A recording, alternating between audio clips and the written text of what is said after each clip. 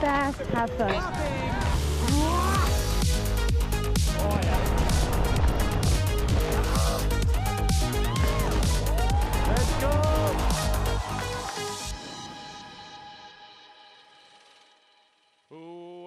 Welcome to the Freeride World Tour, stop number 1 of the FWT Finals here in Fieberbrunn, Austria. Located in the Tyrol region of central Austria, Fieberbrunn is part of the enormous Ski Circus Saalbach Hinterglemm Leogang complex. This is the 14th year FWT has been in the resort, and Fieberbrunn has provided some of the most memorable moments in World Tour history. And we are stoked to be here. Freeride World Tour Finals kicking off right now in Fieberbrunn. My name is Derek Foos. I'm here with Anna Smoothie. Anna, what a day we've got. I'm so excited. We've got bluebird conditions and fresh snow on the face. The vibe with the riders is really high. I think they're so excited to throw down on the face today. Yeah, it's just been an incredible change from top to bottom. We had a big snowstorm over the last couple of days, and it has coated the face in fresh powder. It's not too deep, it's not too shallow, it's just right, as the Three Little Bears would say. Absolutely. We've got some speed pal out there on the face, and we could hear some cheering from the riders as they saw the forerunners drop in today. And as you can see, blue skies. Yeah, blue skies, incredible situation. The day basically couldn't be better right now, and we are so fired up. So let's take a look at what got us to where we are now. 3 events on the Freeride World Tour saw riders throwing down in some of the most beautiful mountain ranges on the planet. Then comes the cut. The field is reduced by half, with only the top-ranked riders moving on to the Freeride World Tour Finals. Glory and heartbreak are at stake here in Fieberbrunn, Austria on the always intimidating Wildsee-Loader face. So smart strategy and tactics will be critical on this notorious freeride face, as ranking points are worth 25% more in these finals events, so riders are going to be hungrier than ever to put on a show for us. Can't wait to see it. And the drama in Kicking Horse, how was that? I sat that one out officially because of a broken ankle, but really I was a little bit stressed to see the heartbreak there in Kicking Horse as they made the cut. It was intense, and the intensity just keeps ratcheting up. Now, some of you may have noticed I've got this magnificent vintage piece from Peak Performance going on. It's a Polaro down jacket from 1994. It's part of Peak Performance's new initiative. It's called the Wear Again, and essentially the idea is to get old stuff out of the closet and onto people. So sustainability is kind of job number 1. You can, in Sweden and in Austria, starting at the end of March, you can bring your old Peak Performance stuff in. They'll give you a store credit towards new gear, or you can go in and buy stuff that's been returned. This one from 1994, we've got Max Palm riding in a jacket 10 years older than him a little bit later on. It's a really cool initiative from Peak Performance, and I think it's quite exciting that they're kind of understanding the sustainability is more than just using sustainable products in the manufacturing and stuff. It actually, use the stuff again. This thing's 30 years old, and I'm warm as toast. Yeah, you don't have to sell me on circular business models. I think it's fantastic that they're leading that initiative, and I'm really struggling to fit into the booth here next to you with that enormous puffer. Yeah, this jacket has instantly become more popular than I am. So we're going to check in with our judging team. These are the people that make the tough decisions about what the riders are doing on the face. You can see them there gearing up. Of course, we've got Rachel Croft, Freeride World Tour standout in her own right, and now on the panel, Laurent Gauthier, Canadian rider, Verbier podiumist, and just extremely experienced in the freeride world. Bertie Deneveau is a legend in his own right. He's been part of the snowboard world since its inception, and the commissioner and head judge Lolo Bess, he's going to be overseeing the whole thing. And then we've got our guest video judge, Austrian Kiwi Siobhan Chalice, an extremely experienced panel. These people basically are the cream of the crop for judging. They know what they're looking at, and maybe more importantly, they know what they're looking for. Yeah, I think they're excited to see what the riders are going to put together for them. And they're also a really integral part of developing the sport. You know, riders speak to them about their lines and how different things would score. And they're always ready to give feedback before and after competition runs. So that's a great support for the riders. Yeah, huge and valuable resource for everyone in the freeride world. And we've got a great crew of judges across the board, both in the juniors, on the qualifiers in Region 1 and Region 2. A big thank you to all the judges out there that are doing your part to make this sport great. So let's check out the Wiltsey Lotus face. We have got 2 starts. The first start is up at 2,119 meters, with the second start 30 meters below that. It's a steep and intimidating face with an average 36-degree gradient, which is pushing 45 to 50 degrees in some spots. Let's hope that our riders have got some serious gas in the tank today, because it's a 580-meter vertical drop down to the finish. The lookers left of the venue is north facing, while over on the lookers right is more east, so we can imagine that that will catch the sun and that snow will change a little bit earlier on. The wind has also been coming over from the west, so the north face is a little bit more loaded, Derek. Yeah, and you can see from this rider's eye view that we picked up from the drone before this storm. This isn't today, this is actually before we had the snowfall. That far lookers right, riders left side, definitely more affected by the sun. We've had a few roller balls coming down, which are now frozen and or frozen in place, so riders going to need to be on their toes to avoid those. And then over on the riders right, the snow has been a little bit more deposited. It still had the wind across it. You can see kind of how it's sculpted a little bit, but the forerunners really showed this morning that the snow is soft, very rippable. There are spots about 10 centimeters deep and other spots up to 30 centimeters deep. So the vibe amongst the riders when they watched the forerunners drop just went through the roof. Everybody got so excited, and a complete contrast from Monday when the light was low, everyone was a little bit nervous, maybe the fear was a bit more, but the conditions that we have today are absolutely perfect for freeride, and we are about to kick things off.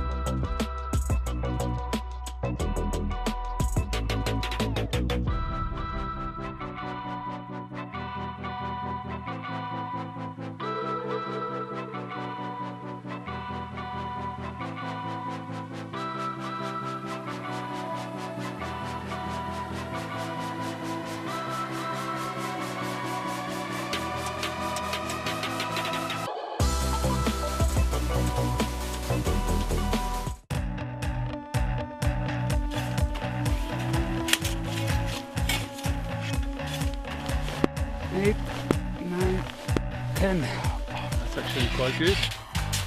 It's very stable.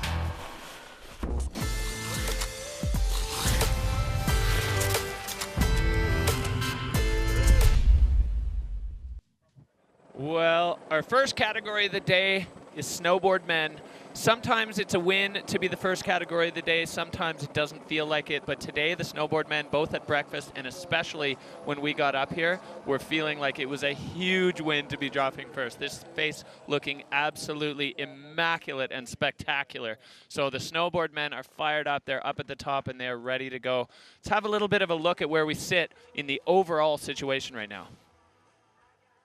So, here we go. Our leader, the man in the golden bib, French rider Ludo Guillaudiat, sitting on 18,000 points. He has had a solid string of results. And then right behind him, the young Mexican rookie, Liam Rivera, making a pretty intense and splashy entry into the Freeride World Tour, moving his way up and then taking the win in his first Canadian event. John Powell, Michael Mon, Holden Samuels rounding it out. And those scores are all extremely tight. And of course, we have 25% more points on offer here at Freeride World Tour Finals. So I'd say this category, not wide open at the very top, but everything below first is just, it's anybody's to grab right now. It's definitely all to play for. And we're also going to check out the start list and see in which order we're dropping. We've got Ludo Guillaudiat in the first spot in the golden bib, dropping in first. And then John Powell in second position, Holden Samuels, Michael Mon, Liam Rivera, and then rounding things off is our event wildcard, Ryan Wachendorfer out of the USA. So he is a really skilled half-pipe rider who does a bunch of free ride and sledding in his spare time. He's been in Kings and Queens of Corvettes, and he's super excited to kind of change codes and mix it up with the Free Ride World Tour today. And I am equally excited to watch him ride. Ryan Wachendorfer he's basically a board control master. So really, really psyched to see what he's going to do on this face, especially now that the snow's a little bit softer, but guaranteed he can handle conditions when it gets hard. So Peak Performance Fun Bet, this is your opportunity to get involved in the game at home. It's fantasy free ride, and see who you think is going to be most successful on the Free Ride World Tour event by event. There's a great set of prizes up for grabs, including 3,000 euros worth of Peak Performance stuff for the overall winner at the end of the season. So very exciting there. Peak Performance Fun Bet. If you haven't got your bets locked in, you may have, no, you're done. Once our show starts, you are done. So hopefully you're locked in on that and ready to fire up and get behind the riders that you voted for. Yeah. It is interesting to see that the Golden Bib is indeed leading the fun bet so far with Snowboard Men. No surprises there. Yeah, exactly. 80% of you feel like Ludo Guiodia is going to be on the podium today. 63% voting for the Mexican rookie Liam Rivera, and Michael Mon coming in at 60%. So this is who you think is going to do well today.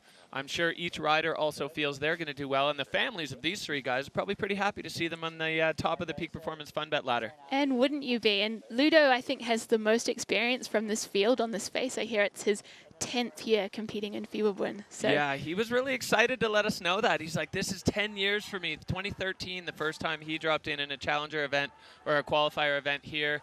And Ludo has been a mainstay on the Free Ride World Tour and the qualifiers in that time, and now finds himself clicking into the groove and sitting in that golden bib, which is so exciting, and you can tell he's wearing it proudly. So here is a bit more about Ludo. Riding out of France, he's had 7 seasons on tour, and he actually came 3rd here. So he's had a taste of the podium in 2022, and I'm sure he wants to continue that in the event today. Yeah, such a classic Ludo Guiodia run here last year. Absolutely fall line, charging, full throttle, top to bottom. And if I'm not mistaken, that was his first FWT podium, and he has not stopped racking up podiums since then. Ludo on a tear right now, sitting in that golden bib with a solid lead into the overall as we come into the Free Ride World Tour Finals. But of course, as we said, we got more points up for offer in these events, so there's still plenty to play for. And as we kind of move through the category, we're going to start to get a little bit of the shape of what rankings are going to look like after this event. But the conditions are perfect, and I can't overstate how excited the riders are to drop in. There was a slightly different feeling on Monday when it was a little dark, a little bit ominous. The snow, I mean, we had 30 to 40 centimeters more snow now than we did then, and the conditions were variable, I'd say, would be a generous term for it. And now we have powder top to bottom, we have blue sky. The temperature's still nice and cool, so it's not cooking, and we're not seeing any melting. Also a huge factor why we're starting so early in the morning. For sure, we need to get it done while the snow is good. And it's definitely been nice for a change to, I mean, the weather is difficult, but it's nice that the riders have had time to kind of scope longer, spend more time on the snow, getting a feel for Fieberbrunn, and really locking in their lines. Yeah, we had a snowfall night before last that really kind of changed things on the face, but it also changed things massively in the resort. And the group shred that went down in resort at Fieberbrunn yesterday was all time. And it's kind of what we've been missing with all the events starting on the first possible day all year long. Those group shreds, everybody getting out and riding together, hitting jumps, egging each other on, and kind of just pushing each other up and up and up and up. It was really exciting to see, and the riders were just buzzing after. Yeah, love a bit of hang time on the Free Ride World Tour. And we can see up there in start 2, Ludo is getting himself mentally prepared to drop in. He looks lonely up there. He's all by himself in the start gate, ready to go. But you know his heart is beating. Ludo Guiodia, this is his 10th year in Fieberbrunn, and he is the man kicking things off for the first stop of Free Ride World Tour Finals here in Fieberbrunn, Austria. We are ready. I hope you're ready. Buckle up your butts because it is on. So he is dropping in from start 2, working his way down, airing off that cornice. A regular rider just throwing up some snow there.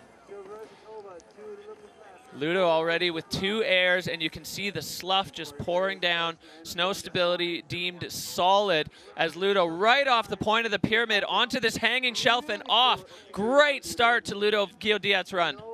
And he is handling that little transition onto the other face. We mentioned that this area has a little bit less snow on it, so he's riding strong through there, but I think it's not as forgiving as the rest of the face.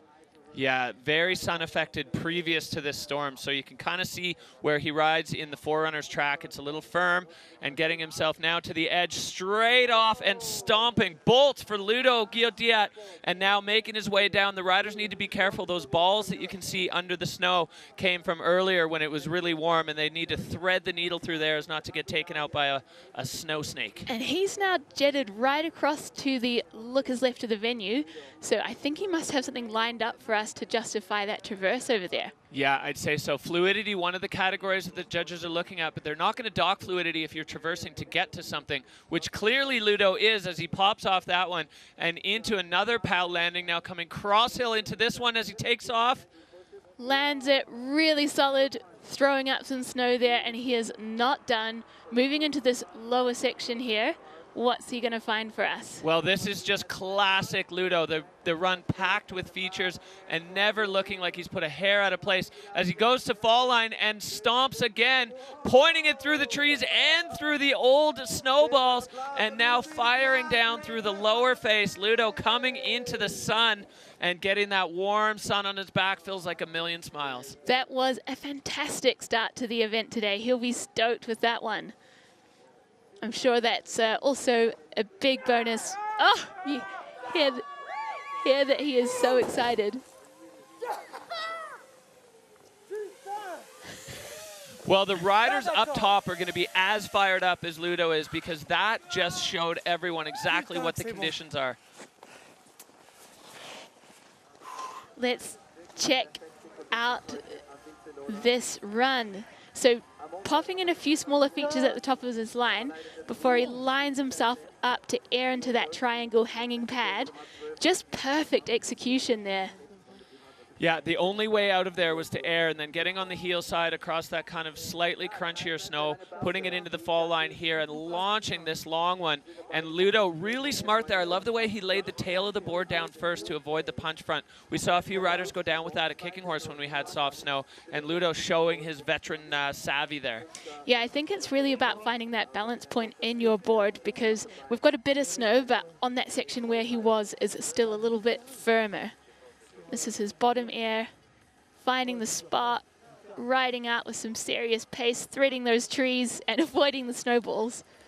Yeah, so you can see here what I was talking about before, that long traverse, as you mentioned, Anna, but it was absolutely valuable as he went all the way across. And an 87.67, the judges absolutely loving that run from Ludo Guillaudiat. He packed it with features. He moved across the flat part. He went quick across and then found 3 more bigger features at the bottom. So a really, really big start to the snowboard men's category. Yeah, that is a solid score for our first rider.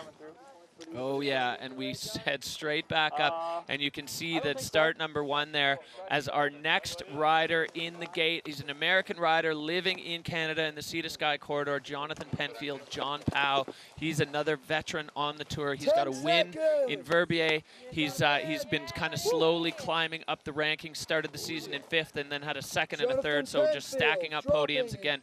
5 years on the tour. Jonathan Penfield getting ready to back it up. Snowboard men already, we're only 2 riders in, Anna, and already spectacular.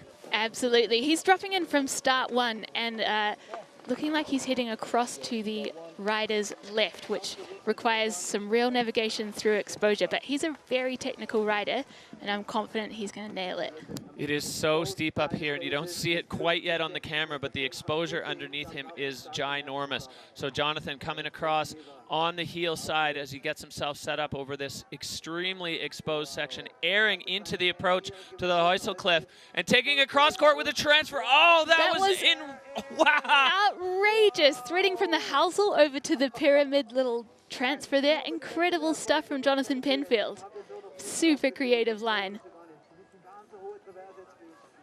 Well, the snowboard men were stoked this morning when they realized what riding first meant today, and they are making the most of the opportunity. John Pao now coming down into this slightly previously sun-baked face. You can see the old roller balls there, but John making no mistakes as he weaves his way through and getting over to the lower section on a similar trajectory but slightly lower to Ludo, and looks like he's heading down into this section on the rider's right side of the canyon, airing onto that pad. So John Pao packing with his run with features in a completely different section than we saw Ludo.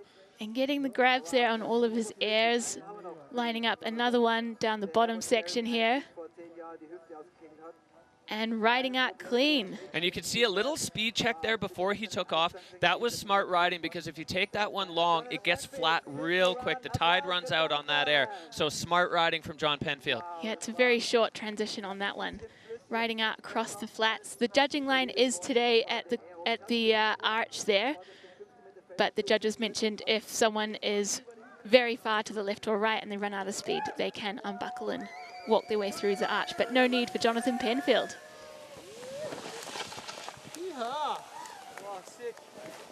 Your transfer was sick. Thanks. Oh, yeah. So let's check out this transfer. Launching, just nicking that cornice, but riding out super strong and fast. Oh, that was so good, so creative, as you said, and then just continuing to pack the run with features. No issues there as he comes into this lower section. Airing, if he goes too far on that, he falls into the canyon, but there was not even a hint of it.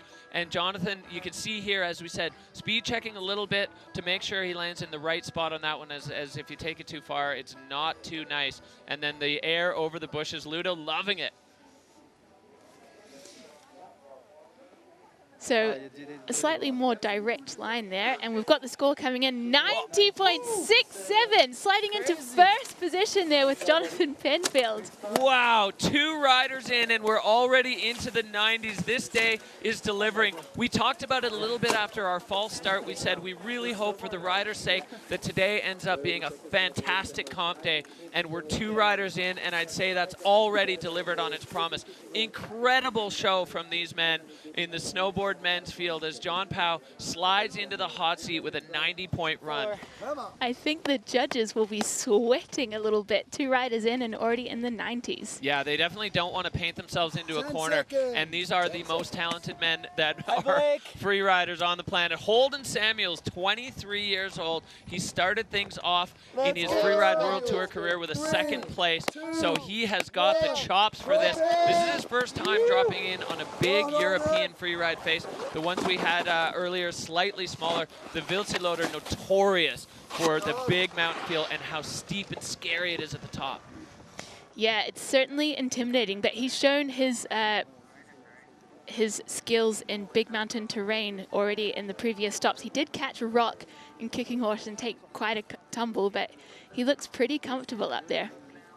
Riding down from start 1 along the ridge to the looker's left, really kicking up some snow. It looks beautiful. Yeah, those snow clouds, you can see it's light, it's dry, the sun's on it, but it's not affecting it just yet. Holden, our first goofy rider out of the gate. I wonder if that has any effect on his choice to go out here. So he's going to be the first man off this, throwing a big backflip. Oh, and a slight over rotation. That's a tricky one. Holden Samuels just over-rotating that one. You can't sort of underestimate how difficult it is to throw a flip off a feature you've never even hit before. Yeah, and his brother was the forerunner and hit that feature, and he said it's good for a backflip. But I think he just said it a little too hard. He's over here on the looker's left, and it's looking pretty spicy in here, lots of rocks. Really technical zone. This has kind of been nicknamed the closeout couloir, as you make your way down it. The only way out is to do that, and Holden Samuels just getting bounced a little bit on the landing. Unfortunately, not quite able to hold on to that one for the young American rookie, but he is, oh, and he found a windlip there that he maybe didn't see in the shade. Holden getting buck wild in the lower section of the face. Yeah, that one definitely took him by surprise. So that's not the run he was looking for here in Fieberbrunn, but he certainly laid it all out on the line. It's a tricky transition for the riders from the bright sun to the shade, and when it happens quickly, your eyes take a second to adjust, and that maybe just not quite inside the adjustment window for Holden. as he flew off that wind drift or slight terrain change. And now coming down on the apron. So that, as you said, Anna, not going to be the day Holden was looking for, but conditions absolutely standing up to the test from the snowboard men's field. As we are 3 riders in, we've got 2 absolutely fantastic runs down, and Holden just with a little bit of trouble on that backflip.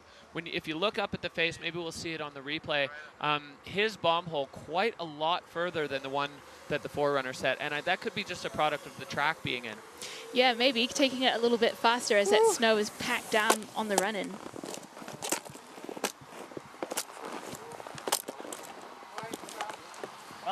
So carrying some speed across there. Massive backflip, and as you said, Derek, just over-rotated there, so he's landing on his butt. That was a rough one for me. Yeah, unfortunate. So Aaron Style up, control definitely down as we see him come into that closeout couloir and then just getting bucked a little bit on the landing, possibly just taking the board out of the fall line a little too quickly, and then just enjoying these magic conditions on the lower section of the face for Holden Samuels. So you can kind of hear him chatting with the other guys there. Score coming in for Holden, a 16-3-3. Yeah, with 2 crashes in that one. Not going to be Holden Samuels' day, but I have no doubt he's going to regroup, reset for the Extreme Verbier, and we're going to see him back in the mix on the Bec des Roses. Absolutely. He's secured his position for the finals and for next year's Freeride World Tour, so he's just having a good time at this point. Well, this just gives us such a lovely look at this face, and we head back up to the top for our next rider. He won the first event of the season in Bakira Barrett. Michael Maughan, riding out of Montana. This man is at home. 8 seconds! Let's do this thing. On this face. He loves the steep, he loves the tech. He's got one of the strongest board control skills on the entire Freeride World Tour, riding goofy as he heads out. He's got to make his way through those braces that hold up the start gate up on the summit. And this is steep and scary, and that's right where Michael Maughan is at home. Riding in on his toe side, as you mentioned, that might be a bit of an advantage for goofy riders on this face. And just, yeah, above a lot of exposure right now, trying to work his way and keep his height. Yeah, necessary to keep that elevation is you don't want to end up under that rock band that's just below him, or you kind of just get pulled into that couloir and miss all the features. There's Michael popping over the top of that one and slashing in the sunshine. Michael Maughan making his way over to this next to the Heusel Cliff area. And lining up this little pyramid like Ludo did. Coming out bolts there, really balanced over his board, but I think Ludo might have had a bit more airtime on that one. Yeah, nice release into the fall line, Michael. You can see there's some of the old slough that's under this powder, and popping a big back 3, bringing it down nice and clean. So Michael Maughan really getting that Aaron Style category into play here, and popping over the bushes, making this look like an absolute joy to ride. Michael Maughan now leaving the smoke clouds as he comes over the last bit of flats before the final section here of the Wildsieloader. Another puffer there. Lining up this next one. Nice grab there. Oh yeah, tweaking out that method. Michael Maughan loves to do it as a skier. That's my favorite snowboard trick.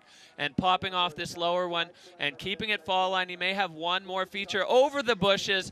Michael Maughan, another clean run in the snowboard. Man, these guys are having a blast out there. Yeah, that was another heater run. Great run for Michael Maughan. So riders really finding different ways to use the face. It's a slightly lower tide year here in Fieberbrunn. So some things that weren't features in the past, like some of those things we saw him popping off in the open face in between the 2 big sections, actually coming into play this year, which is quite cool. And some of the bigger features also are a lot bigger. Your run was so sick, dude. Pow on a comp run. Sounds incredulous. So there he is taking on the pyramid, just looking so solid there, riding out really strong over that tricky snow. Backside 3. Shout out to you, free ski team. Much love to y'all. And just bouncing his way through those features. That was really sick, John. Yeah, and I really like his approach on this section. They're just tweaking the that method one out, was for holding it Gigi. as long as he can. That one A was for little Gigi. bounce, and then coming into this last section, ollieing over the bushes with the grab. So Michael Mon just doing everything he can, just I'm just adding glad it to all finally put one back together to my- as he knows how to do. This is a multi-time guys. winner on the tour. So score coming in for Michael Mon, a man, all right, sounds good. 77.33, and sliding him into third. So the judges definitely saw that little butt check that we didn't notice, but they always notice. Watching through the high-powered binoculars, they know what they're looking at. For sure. I think we also saw a little bit more fluidity from Ludo's run and Jonathan's, so I think that's also part of that scoring system there. Well, have a look at this face. The conditions absolutely firing here on the Vilttiloader. And we head back up to the top for Liam Rivera. He's a rookie on the Freeride World Tour. He was a standout as a junior. He was a standout on the qualifiers, and he has showed his place, cemented his spot with a win at Kicking Horse. He was climbing the ladder through the season, 7th, then a 3rd, then a 1st. Now all he has to do is keep on winning to keep himself happy, and starting in this steep technical zone right out of start 1. Yeah, he's a VRBA rider that's really used to big faces like the Vilttiloader, but it is his first time up on this face. I think he's had really enjoyed the extra time scoping and locking in his line. He's starting from start 1 and working his way down the ridge to the looker's left. Yeah, Liam said he competed here as a junior, but they didn't put the juniors on this competition face, which I think is a pretty wise move as he makes his way over to the money booter, pressing the roller in front. And a big backflip for Liam Rivera. Such a perfect landing. Stomped for Liam as he comes down now into this lower section. Huge powder slash. Just white rooming himself as he works his way down this couloir, finding his next feature. Oh, just treating it like a breaking wave as he smacks the lip over and over. Liam Rivera now lining up the lower section. He's got an air here on his heel side, spinning and mostly stomping there. Maybe a slight tail bend and a hand down at the landing, but a strong one for Liam Rivera. And he is not done yet as he makes his way over to the very lowest section of the Vilttiloader. Into the shade there, and he's ridden past some features that Ludo has already hit, so hopefully he's got a big one in store for us on this bottom section. Yeah, it looks like he's kind of following Ludo's track, heading down into the same landing, really clean there, and slashing right before he pounded into that tree. Clever, clever young man there. Super solid run from Liam Rivera. I think he'll be happy with that one. Yeah, Liam Rivera, he's young, he's a rookie, but he doesn't ride like a rookie. He doesn't seem to let any of the pomp and circumstance of the Freeride World Tour get to him. The big, you know, the size of the event and all of the stakes. Fuck, that was fun. Thanks, bro. Well, that says it all, the smiles and how fun that was. This backflip from Liam absolutely stomped. Such a great way to start a run. I mean, you can only imagine how you're feeling after you nail that. And his air and style is pretty jacked. He had less features, but maybe did more with them, is what I would say. Yeah, and catching the frontside 3 on that one, so difficult. And then this, I mean, that turn, that is just a technician move. This backflip, absolutely picture perfect. He kind of split the difference between the Forerunners track, who put the track into that jump, and where Holden Samuel landed. And that seems to be the sweet spot for landing on that jump. He definitely got the speed and set it perfectly. Well, anxious moments now for Liam Rivera, waving to the fans at home, and he's got lots of them. He's got fans in Switzerland, he's got fans in Mexico, his family behind him, his dad traveling here to watch in person to see Liam compete. So the judges getting to work as their score comes in, and it's an 85-3-3. So Liam locking himself into the podium spot, but it is certainly not a guarantee as there is still a rider at the top. So Liam in the nervous spot. The other two men who are sitting on the podium right now, Ludo and Jonathan, guaranteed to be on the podium now as there's only one guy. Liam in that transfer position. Michael Mon bumping down to 4th. So it's all still to play for here, and the big question mark of the day in the snowboard men's field, Ryan Walkendorfer. He is up at the top. First time ever dropping into a Freeride World Tour event, but he's no stranger to high-pressure events. He's got a 4th from X Games in halfpipe. He's got a 4th from Dew Tour in halfpipe. He's been in the halfpipe world for a long time, and as you said, Anna, he's been out riding POW as well. He lives in the Vail area, currently living in Frisco, and great friends with both the Mollers and the Nichols boys. So a lot of Freeride World Tour bubbling around Ryan, but this is the first time we've seen him actually push out in a start gate, and I am so excited to see where he goes and what he does. And taking a big bite off the start one, which is definitely the hairiest starts, working his way down the Lookers left, down the ridge there. And as we mentioned, this vertical drop is 580 meters, which is quite a lot longer than your average half-pipe run. So let's hope he's been doing all the squats and getting ready to handle it.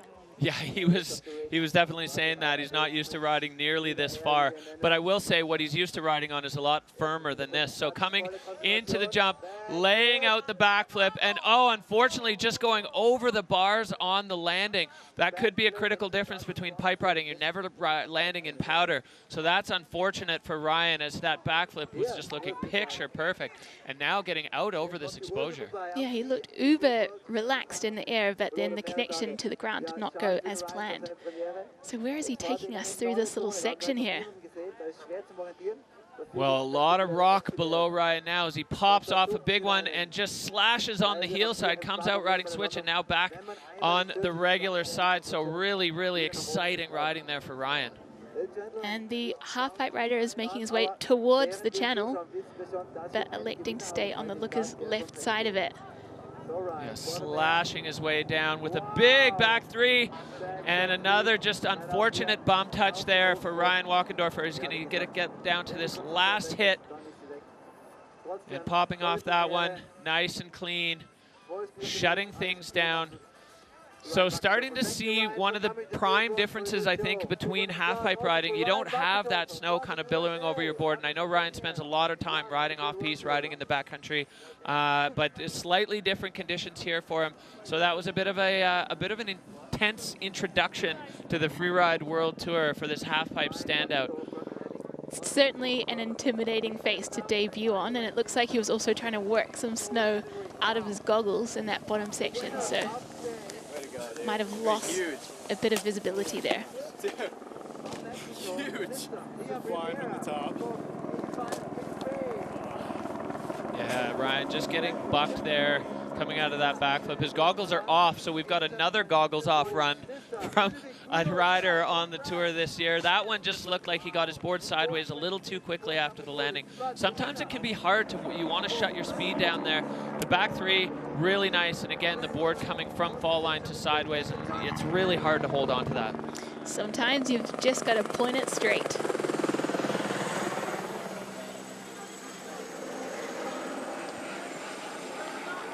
So anxiously awaiting a score. Score coming in for Ryan Walkendorfer. That's going to be 5th place with a 29.33. So high fives as Ryan just kind of looking back up at the face, trying to figure out where it all went wrong. And as we look here at the glorious Vilttiloder face, we see our final standings. So we've got Jonathan Penfield in first position there with a screaming 90.67, Ludo Guillaudiat in 87 there, and Liam rounding out that podium with 85 points.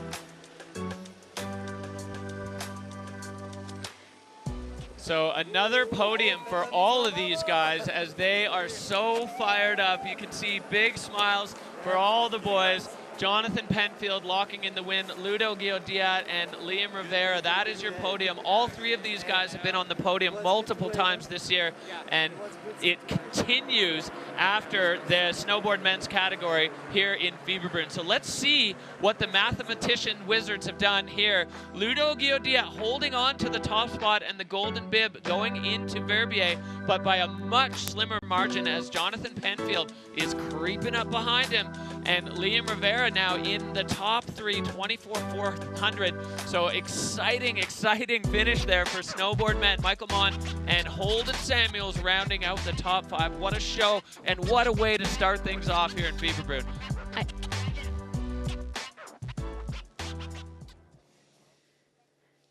All right, John Powell, you guys were the first category. You said it today. That felt like a win, and what a way to start. Tell us about the scoping that went into that transfer air. I've never seen anyone do that. It was so precise. Thanks, Derek. Yeah, I actually hit that in 2019, but there was a lot more snow, and you could actually see the landing from the in-run. But this year, I was kind of watching that slowly fill in over the last week, and finally looked good to go today.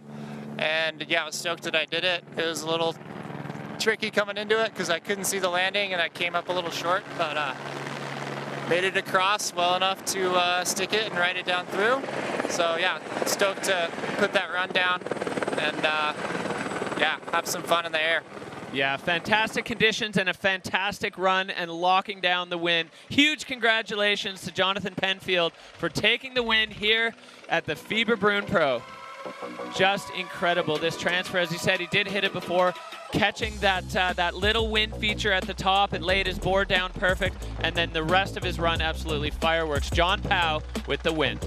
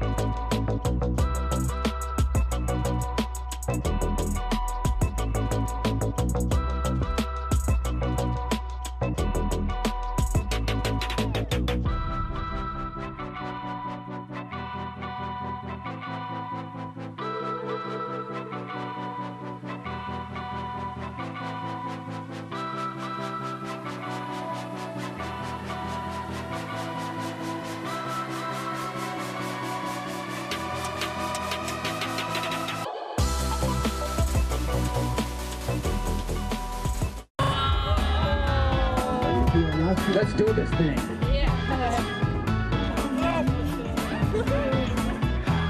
Dude, I've been waiting for this barbecue since last year.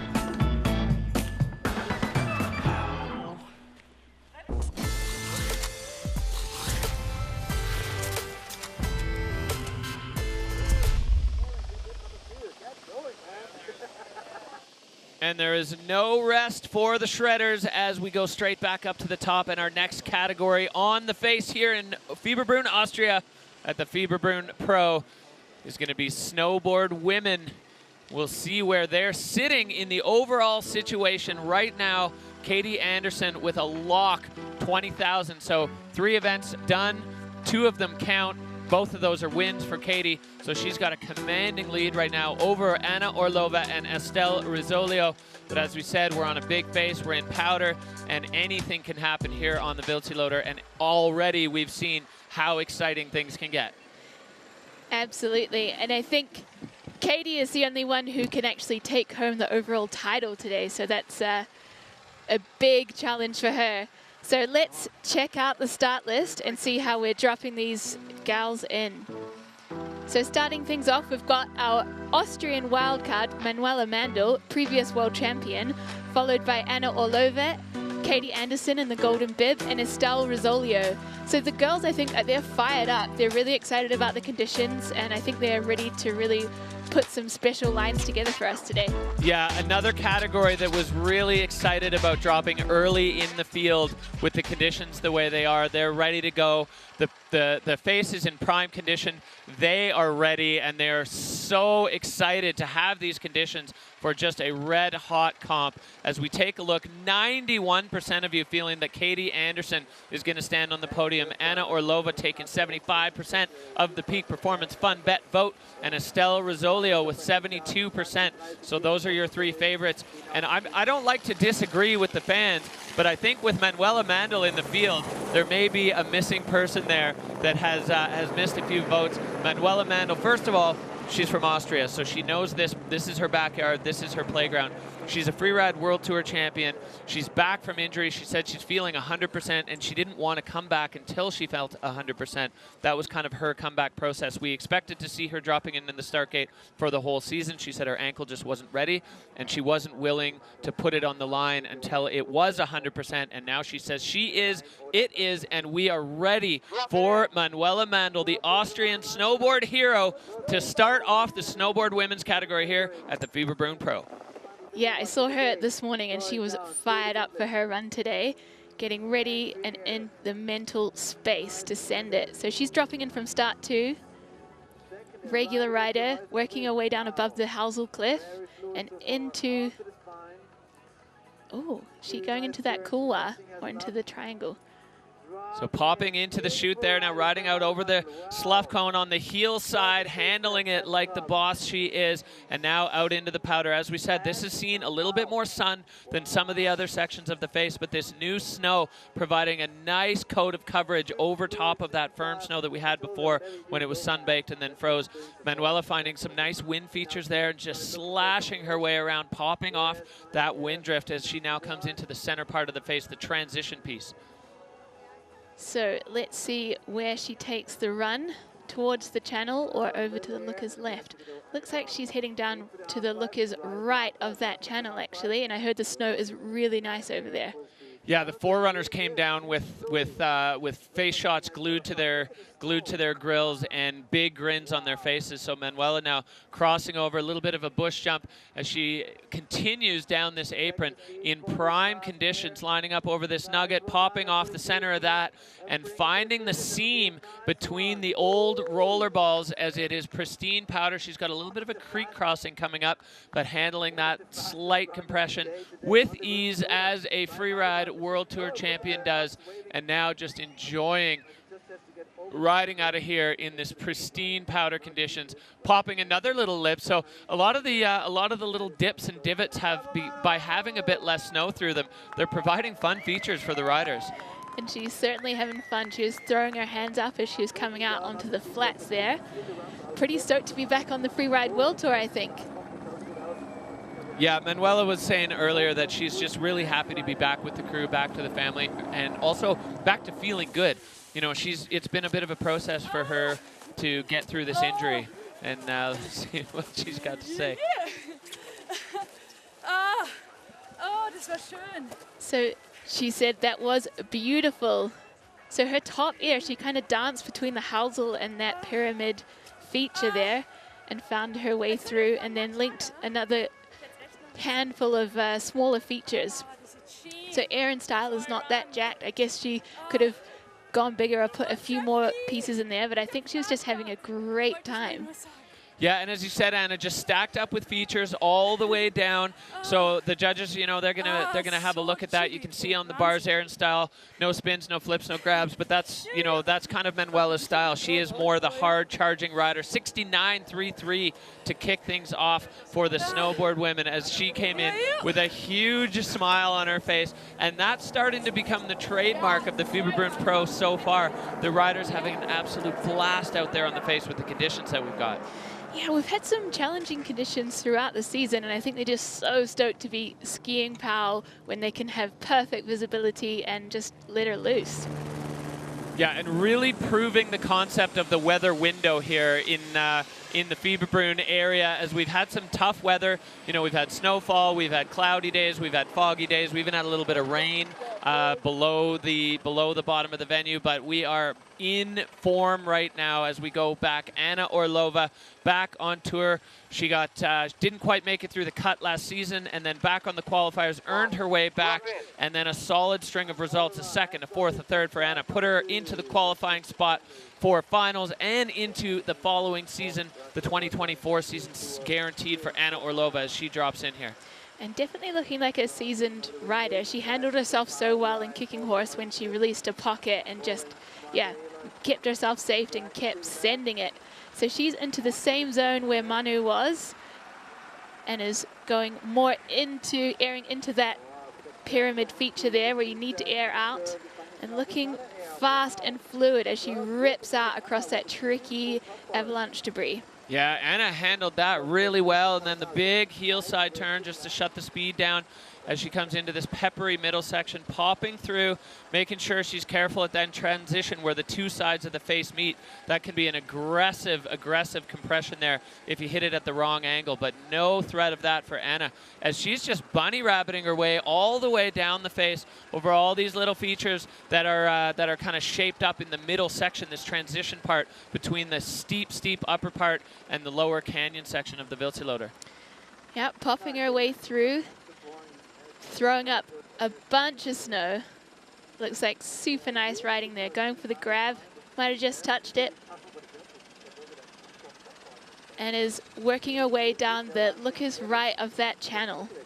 Can she find some little features for us here as well? Yeah, she's got Manu's track as a bit of a landmark there, so to line herself up over this low feature coming in on her toe side, Anna Orlova taking a cross court, and that landing just so receptive.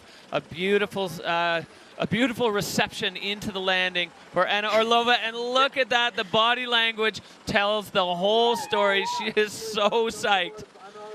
So pumped to be riding POW with her friends in the Freeride family. And working her way across the flats there. As we mentioned, the judging line is the gate, but it's really hard to carry your speed across there, so judges will not be docking them for that. Well, this really feeling like a reward for the freeriders on the Freeride World Tour. As the whole waiting time has been tough weather, it's been cloudy, it's been snowing, and now the sun comes out on the final day, and you can see the riders are so grateful that we waited through the weather window to get these conditions. So this is the top of her section there. And then those little poppers down the bottom, just having a good time. Yeah, we can hear Anna in the background in the finish area, just letting that stoke go as, yeah, just kind of bunnying her way all the way down, popping over every little thing, ollieing over the bushes. This looks like a good time for these riders, and Manu loving it as well as she sits in the Dynastar hot seat. You can see Anna's line taking a pretty fall line all the way down that rider's left section, and it's great. This new snowfall has brought that whole section back into play. Love to see it. So anxious moments as the score comes in at 67-67, sliding her into second place behind Manu Mandel. All right. So Anna holding on to second there as high fives as she exits, and we go into our next rider. This is the lady wearing the golden bib, and she has had quite a season on the Freeride World Tour. Katie Anderson, the pride of Jaffrey, BC, riding out of Fernie Alpine Resort, but residing, of course, in Jaffrey. She's had a couple seasons on the tour, and she is sitting in first with a pair of wins to her name already this year, and another rider who is extremely excited looking at things this morning, the way it's shaped up. Katie Anderson loves riding powder. You know, conditions in Fernie have been pretty great this year. She went home in the break and got to ride POW a whole bunch at Fernie Alpine Resort, and now up here on the Vilseloader, looking to make a big splash and put a stamp on her campaign to lock up the Freeride World Tour Championship, the title. If Katie wins today, the title is hers, but that's a big ask in this field of snowboard women. And that also brings a lot of pressure. She had a tumble in her last event, so let's hope she's got her head game on point and she's ready to bring the heat today. Yeah, talking to her at breakfast, at breakfast yesterday, she was saying she's trying not to think about that. It's all about the process of putting a run together and executing that run, and then the big picture stuff will take care of itself down the line. You have to execute on the day, and this is where that journey begins for Katie Anderson as she gets set to represent the population of Jaffrey, BC. Katie Anderson on the Vilseloader now in that golden bib. Just dropping out of start one there, and having a bit of a tricky moment straight out of the start gate. Hopefully that hasn't rattled her and she can get her head in the game. Yeah, it looks like she just dug her heel side edge into the guy wire that holds the tent up, and not a very edgeable surface. No, certainly not. But she's working her way down the ridge on the looker's left, leaving clouds of cold smoke behind her. Yeah, much more edgeable surface now. This ridge line, just probably some of the best snow on the whole face, as it's just so light and dry now, and a pleasure to ride as Katie's slashing her way down this upper section, getting up and over the roll here into a pristine POW field. Katie Anderson getting things going. Finding her first bigger feature there and moving pretty fluidly through the face. Yeah, it's become the hallmark of Katie Anderson's riding. She goes fast. Coming from that World Cup border cross career, she's not afraid of speed. She's not afraid to open up the throttle, and we're seeing it here as Katie Anderson in this totally untapped section of the face, absolutely pristine powder, and coming into a closeout section as she points it into the fall line. And stomps it, riding out really strong. Catching another little feature there, navigating through those ice balls. Yeah, Katie Anderson just needing to make her way through the rubble here. Those are anxious moments for everyone watching, as she can see where she's going, but we're just hoping she goes in the right direction. And now coming into an area that we saw get a lot of play from the snowboard men's field. You know, we got a couple tracks in here for Katie to follow, so landmarking pretty easy as she catches that heel side edge, and a little bit of a pause there as maybe too much pressure on the heel side, but still clean, not going down there for Katie Anderson. Be a bit of a fluidity dock, but otherwise a really strong run for our current World Tour leader. Yeah, a solid line and some good air time and just amazing board handling skills. Yeah, and Katie putting herself into that technical zone, which I think is really going to play well with the judges. Certainly did with me as a spectator from our comfortable seats here at the bottom of the face. But they like to see that, you know, the exposure adds to the line score. You put yourself in a difficult situation on the face and then handle it like that. White rooming myself. It's so good slow. She said that she was white rooming herself all the way down. Tricky one. Here's that top feature. Solid landing. Great hillside turn directly after. You did that really well, lady. Thank you. You can see on the judges' bars there, so fluidity way up as she was moving fast. And then this section, probably the highlight of her run. There's no other way out of there, so you really got to back yourself going into that section that you're going to be able to handle both the takeoff and the landing. And she had the constitution to thread another little feature directly afterwards, so well handled. I'd say that's the only blemish on this run, is that small pause after that bottom air. Yeah, just digging the heel side edge in, and it looked like she got bumped off an old track, and then the heel side edge dug. But what she didn't do was dump the toe side edge over the front and get tossed over the bars, and that's just a testament to how strong Katie's skill is and her technique. I mean, all of those things come into play. The 5 categories that the judges are looking at, Katie Anderson ticking all the boxes. Enjoying my seat. Man, it's like, yeah, this is just fun. Oh, the snow is great.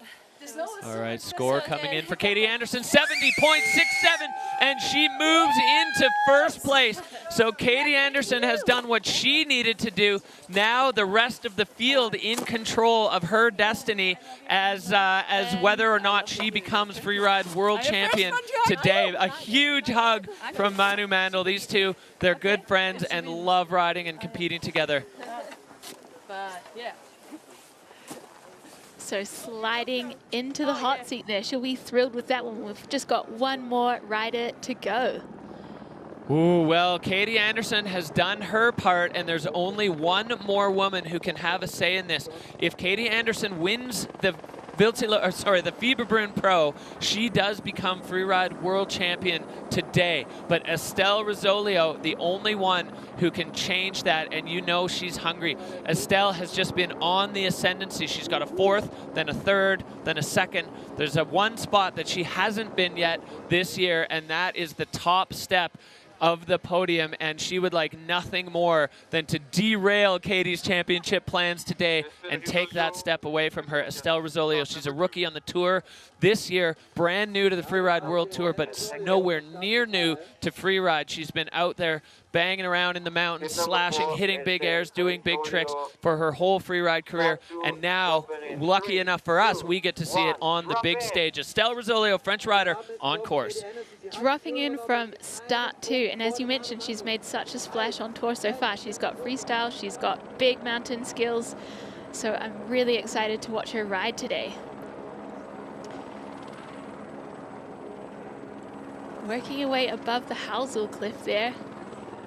Yeah, you can see that area has been chopped up a little bit from some of the snowboarders, but taking it right through the fall line and unfortunately getting spun around and going down. That was kind of an awkward angle that Estelle took that at, and really difficult to hold onto it on the toe side edge in that kinked corner where the two aspects kind of meet. Yeah, a tricky one. So she's going to have to jack, going for a wee 360 there, but just not quite enough speed and not quite getting it round. But I love to see that she is bringing these elements into her run. Yeah, Estelle Rosolio bringing the 360 there.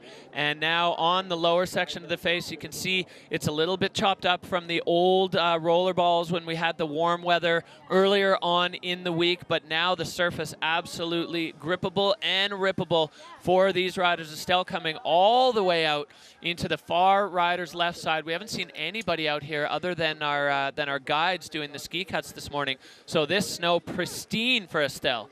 Yeah, opening up a new line and just laying down some big slash turns and taking that one so long. Oh, Estelle with the massive send there as the ground just rolled away from her, and now navigating those old frozen roller balls. Estelle Rosolio going huge there. She's really sending it today. I think she'll be pumped with this run, irrespective of a few butt checks. It's always nice to go full send. We can hear the snowboard women screaming for her in the finish corral there. Oh yeah, Estelle, I mean, it didn't exactly go to plan. Now she's got a couple of creek crossings to make as she hops and pops over, and you can see she's a little bit low. I think she may have to do a little bit of a board off stroll to get back to the finish area as she comes grinding to a halt. And we said earlier, you said earlier, Anna, that's no penalty for the riders if you end up on the flats there and you have to walk back over to the finish area. So this is her spicy top section there, and I think she caught a rock. Maybe needed a little bit more speed to clear that cleanly, and it spun her right around, but she kept it together and continued on with a pretty savage run. Yeah, and it can be intimidating to let go into the fall line from as high as you need to when it's so steep and so exposed. And then this one just continuing to fly there. Estelle going huge off that low feature. And that one really rolls away. I wonder if that was the intention. It does. I think that was the biggest air we've seen from the snowboard women's category today. So solid line. Didn't go perfectly to plan. But I think she's got a big smile on her face, irrespective. As the score comes in for Estelle Rosolio into fourth with a 28.33, and you can hear the whole finish corral cheering for Estelle. That respect the send, as they say, and the other riders certainly do, as everyone got pumped for that, and she's gonna get a full field snowboard women's dog pile. Estelle Rosolio raising the bar there, going absolutely huge. So let's check out the rankings. The event scoreboard is as follows. Katie Anderson at the top spot there, and we all know what that means. Manu Mandl coming back with a wild card in second position, and Anna Orlova in third there. Yeah, Estelle Rosolio with the super send run, locking it down in fourth. Unfortunate that she wasn't able to pull that together, but absolutely love the show she put on. And you could see the other riders did too, as they just mobbed her in the finish area. As we go down back to the finish area for our flower ceremony, this is your podium. Katie Anderson taking the dub, Manuela Mandl in second, Anna Orlova in third, and this is a fired up group of snowboarders as we go into what this has done to the overall rankings. We're going to take a look here, and I have a feeling it's going to give us a clearer picture of the overall. So Katie Anderson with the win, sitting in first by a country mile. Anna Orlova now in second at 22,400, and Estelle Rosolio now in third position. So Katie Anderson, 32,500 points. That is an unassailable lead, and we have a new free ride world champion in Katie Anderson. Katie, you've just become Freeride World Tour champion. How was it to put a run together under such pressure? I'm just happy to have made it down, really. Yeah, had lots of fun. The snow was great. Didn't quite do what I wanted to do, but yeah, had a great time out there. I'm happy. Good enough for the win and good enough for the World Championship. A huge congratulations to you, Katie. Well done. Thank you, and congratulations to all the other riders out here today. It was awesome. Yeah, that's a great way to say it. Congratulations to everybody who gets to ride this face. Congratulations to the pride of Jaffrey, our new freeride world champion, Katie Anderson, getting it done with the pressure on her shoulders. An incredible show out there from the snowboard women, and all smiles as we look back on Katie Anderson's run. Top to bottom, packed with features, fully in control, high speed, everything the judges love to see, and that is why Katie Anderson is the champ.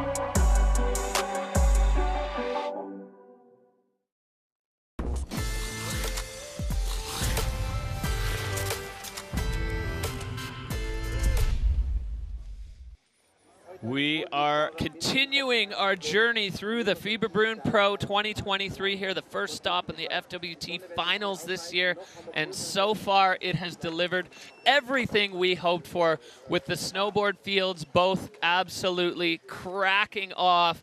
As we take a look where we sit coming into this in our ski women's category, the first ones to drop today, Addie Rafford sitting at the top of the heap, but only by a thread. Molly Armanino close on her heels, as is Canadian wildcard for the year, Justine Dufour-Lapointe, Elizabeth Gerritsen, and Megan Beton. It's all super close, and with 25% more points on the line in these two finals events, it's really still all to play for the ski women.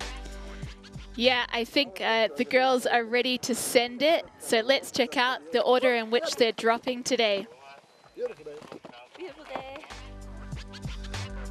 So we have got Molly Armanino kicking things off, and then our wild card, Ariana Tricomi, who is no stranger to this face, also a triple world champion, and Addie Rafford, wearing the golden bib, is dropping in third.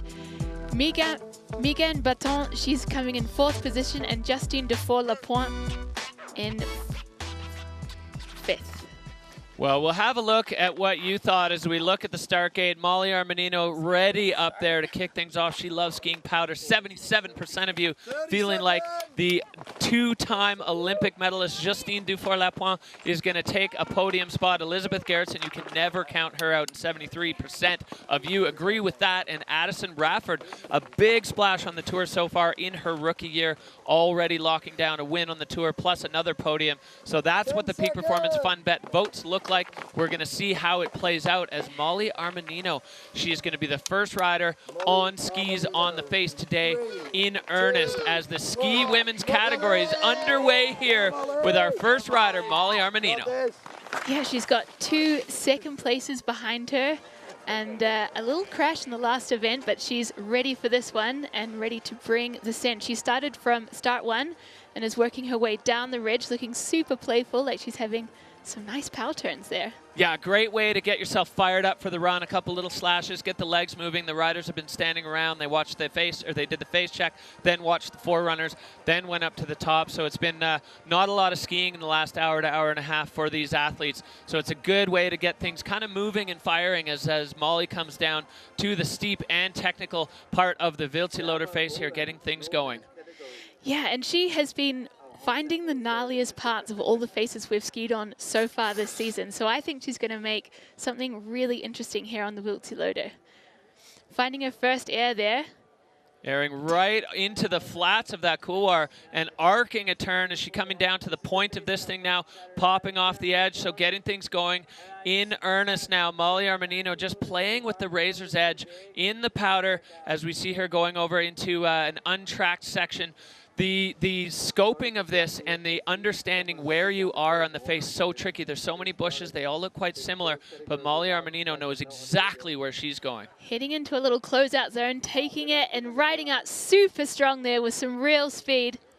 Nice one from Molly. Yeah, and you could see her having to just push her feet apart to allow one of those old ice balls to go through and not catch her on the tip.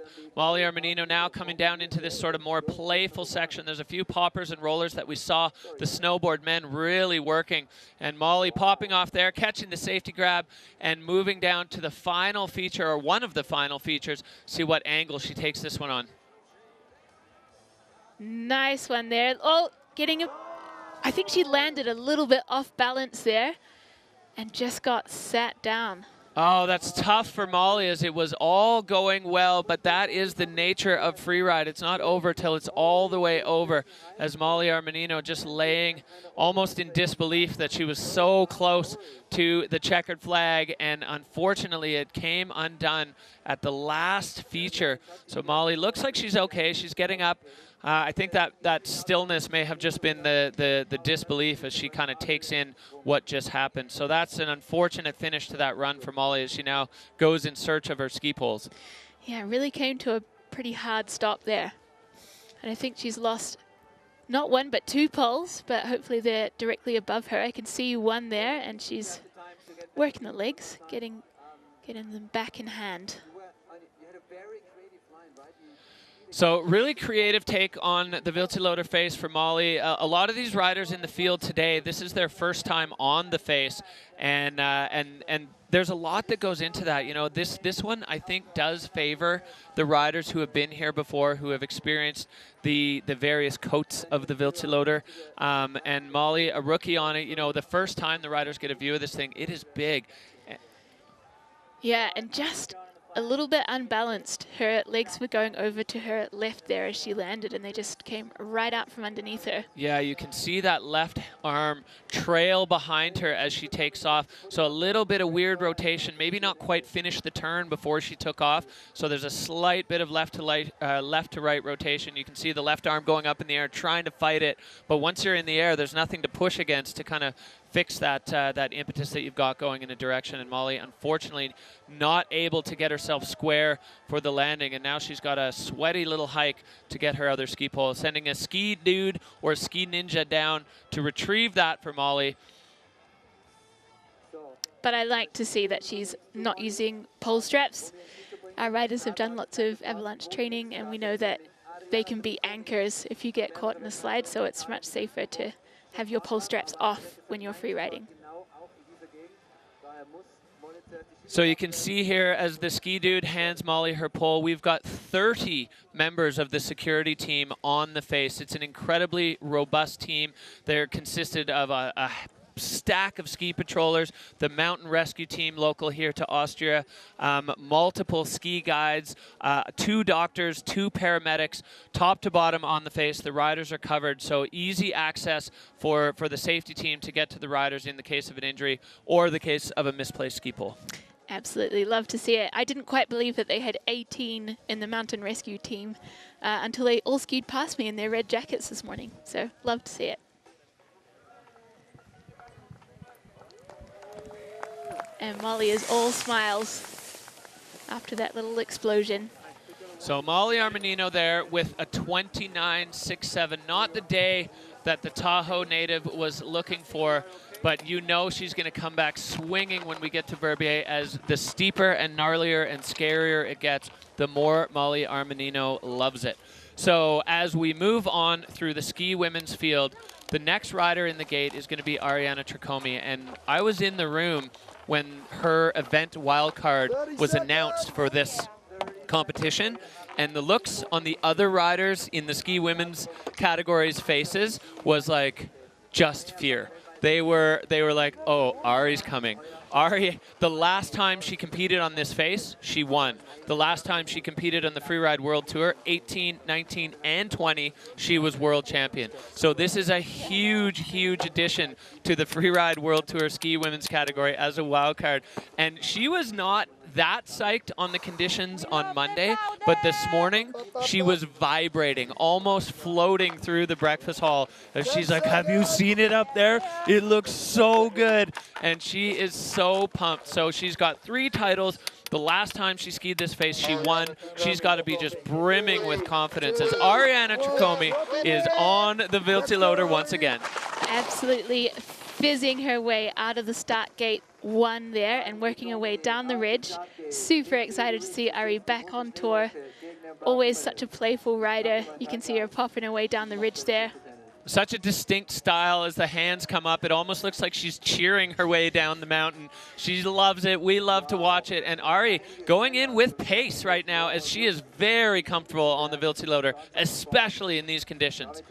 Definitely. So looks like she's trying to find a new entrance here. Really interested to see where she is going. Extremely technical zone as she doubles down in and out and absolutely flying now, looking in control, popping over those little wind features and ribs and getting her way through that section in no time. Ariana Tricome showing why she's a winner on this face. She just handled those rocks so well, just aired and rode over them. Coming into a closeout zone here, stomping it, riding out super strong into the sunshine, throwing out some snow. Yeah, and we saw Ari Tricome, where she landed on that is kind of the money spot, the happy honeypot in that landing. We saw earlier Ryan Walkendorfer go way past that, and that one, the tide goes out quick. It gets really flat. So Ari, this is knowledge, this is experience coming into play as she knows exactly where those transitions run out. A 360 there, perfect landing, straight into a turn, looking super strong. That was Ariana Tricome's trademark when she was on the tour full-time, and you can see by this run that she has not let go of that trademark. Fighting her way through a couple of the roller balls there. Ari making her way down now through the lower section. That was a really strong run. I love the combination of the true free ride big mountain at the top and then the poppy playful freestyle both at the very top and at the bottom. Really strong combo. Ariana just proving once again, not that it needed proving, why she is a multi-time Freeride World Tour champion.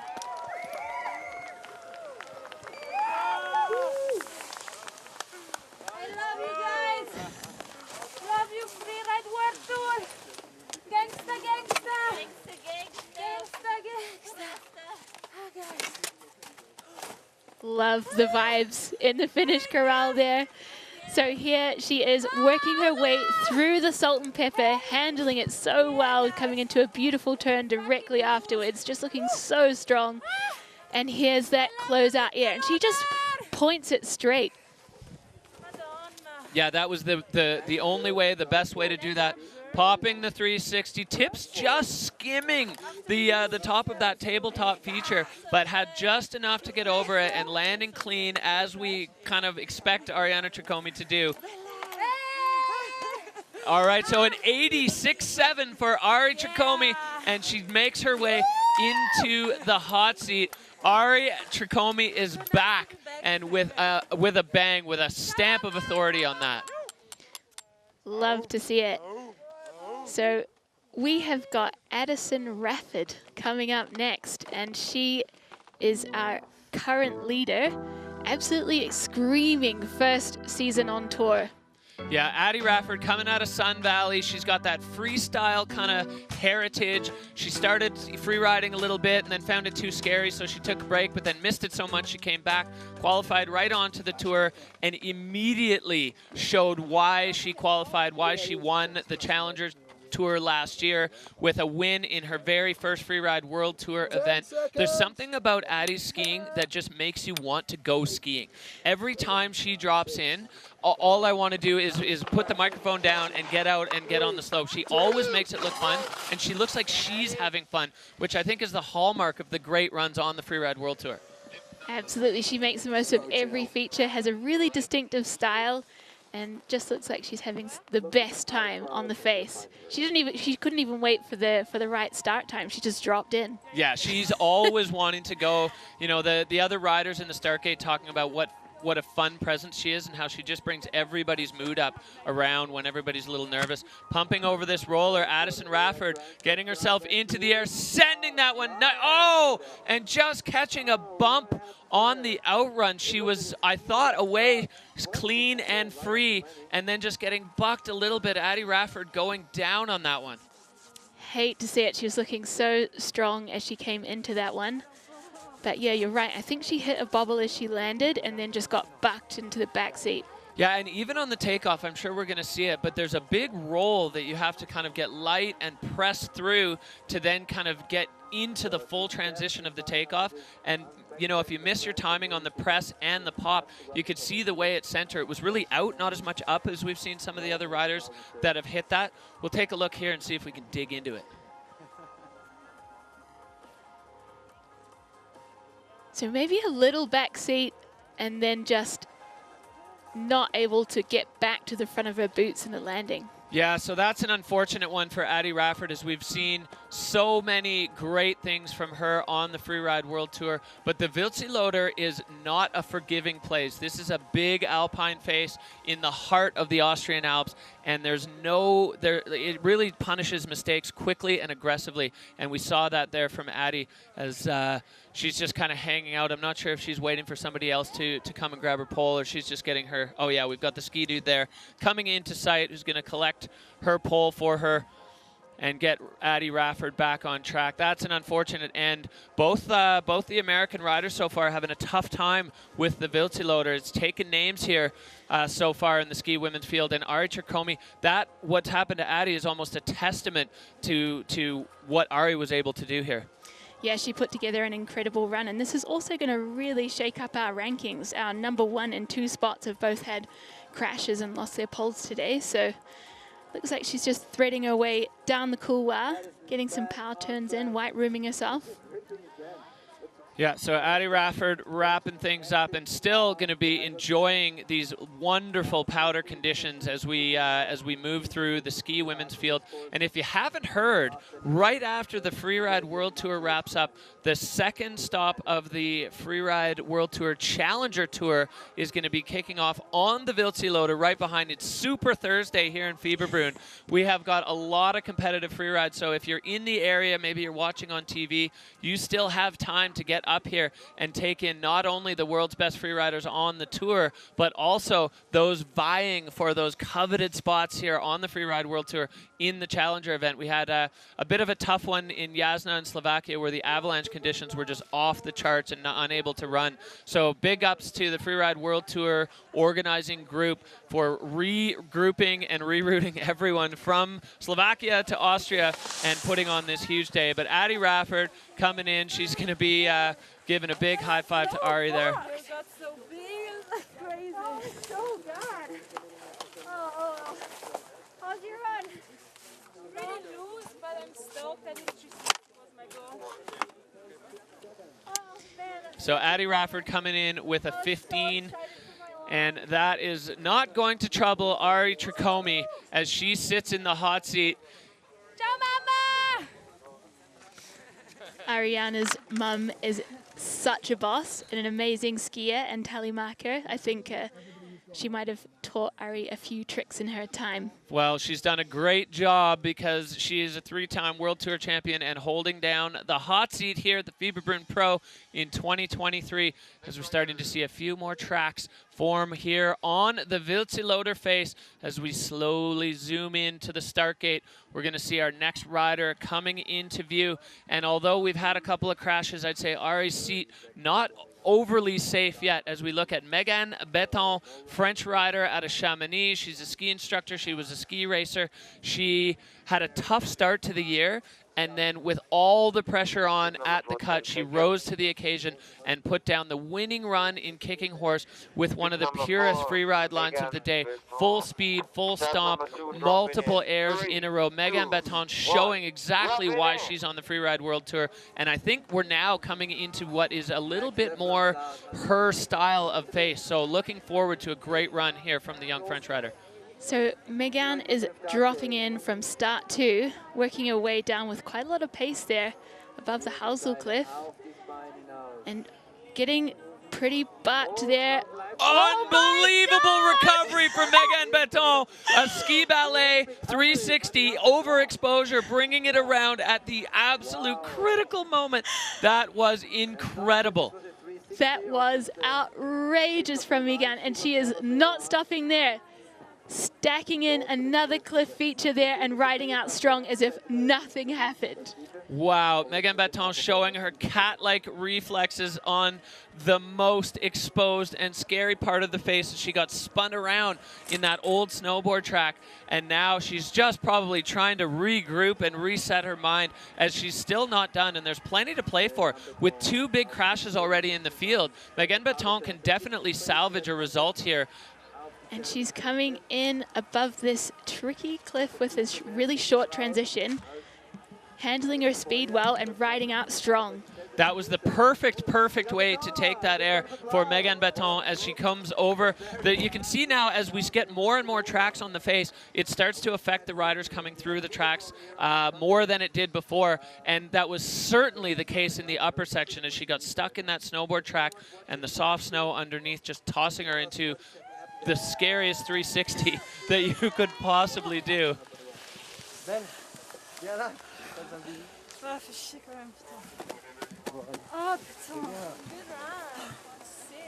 So let's check out the recovery of the century.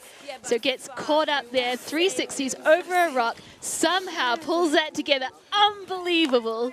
That was insane. Megan Beton rescuing herself from doom there with just such incredible reflexes, the ability to do that in that spot. She took this cliff exactly the way it needs to be taken. Well, it looks, you know, maybe from your view like they're slowing down too much. If you carry any further than that, you're going to get pancaked into the ground, squashed like a bug on a windshield. So that's the way it has to be done if you hit that cliff. So Megan Beton, well, it wasn't exactly to plan. It was certainly exciting.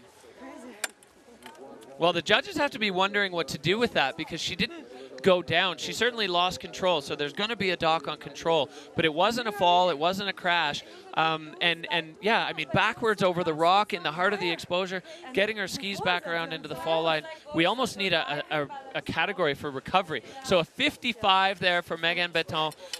You can see probably more relief than anything right now. She's definitely disappointed in that run overall, but she's got to be relieved that she didn't go backwards over those rocks.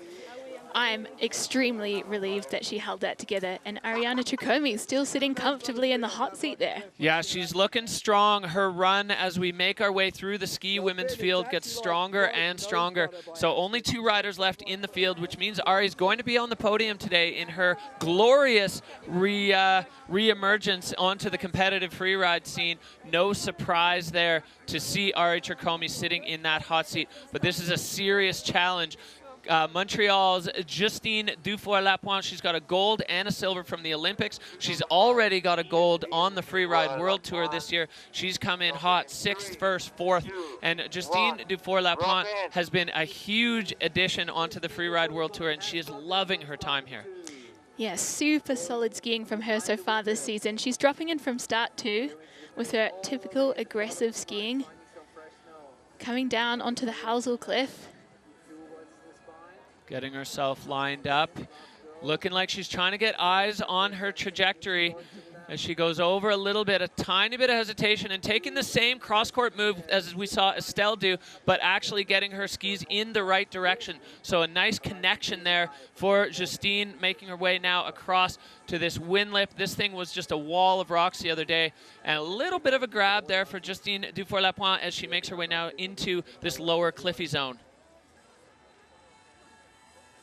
And taking that one, 4-point landing, riding out super solid. All right, now Justine in the transition section of the face. There's this long kind of open bowl between the steeps at the top and the steeps at the bottom. So riders just kind of getting an opportunity to regroup, as now she's into this poppy and playful section that we've seen a bunch of traffic through, as it definitely looks like a good time for the riders. And a little shifty there, riding out strong. And just bouncing through the section, getting popped off that low cliff, and now pointing it through the fall line. Justine using every single squat and deadlift that she's done all season to hold on to that one. So a clean run. We haven't seen a clean one since Ari Tricomi, and that was a strong one from Justine Dufour-Lapointe. Yeah, interesting. Like, she may have been sitting and observing what was happening in the field and micro-adjusting her line, adding or removing features according to what the field is doing.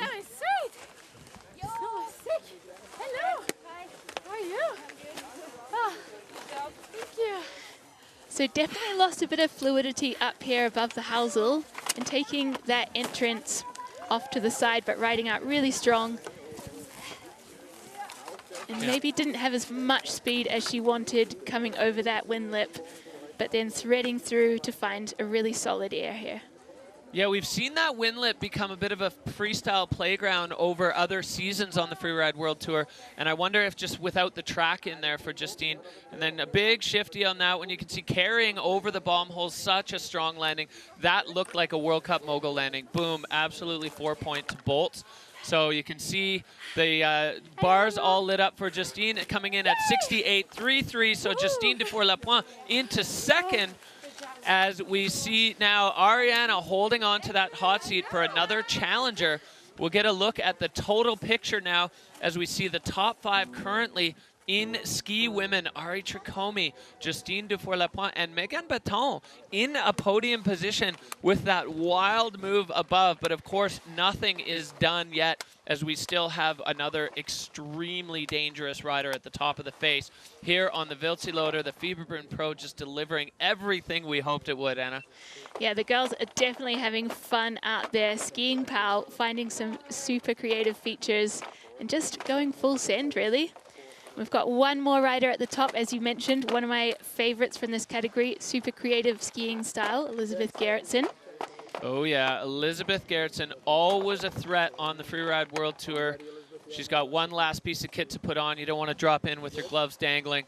But Elizabeth Gerritsen, she's a Freeride World Tour champion.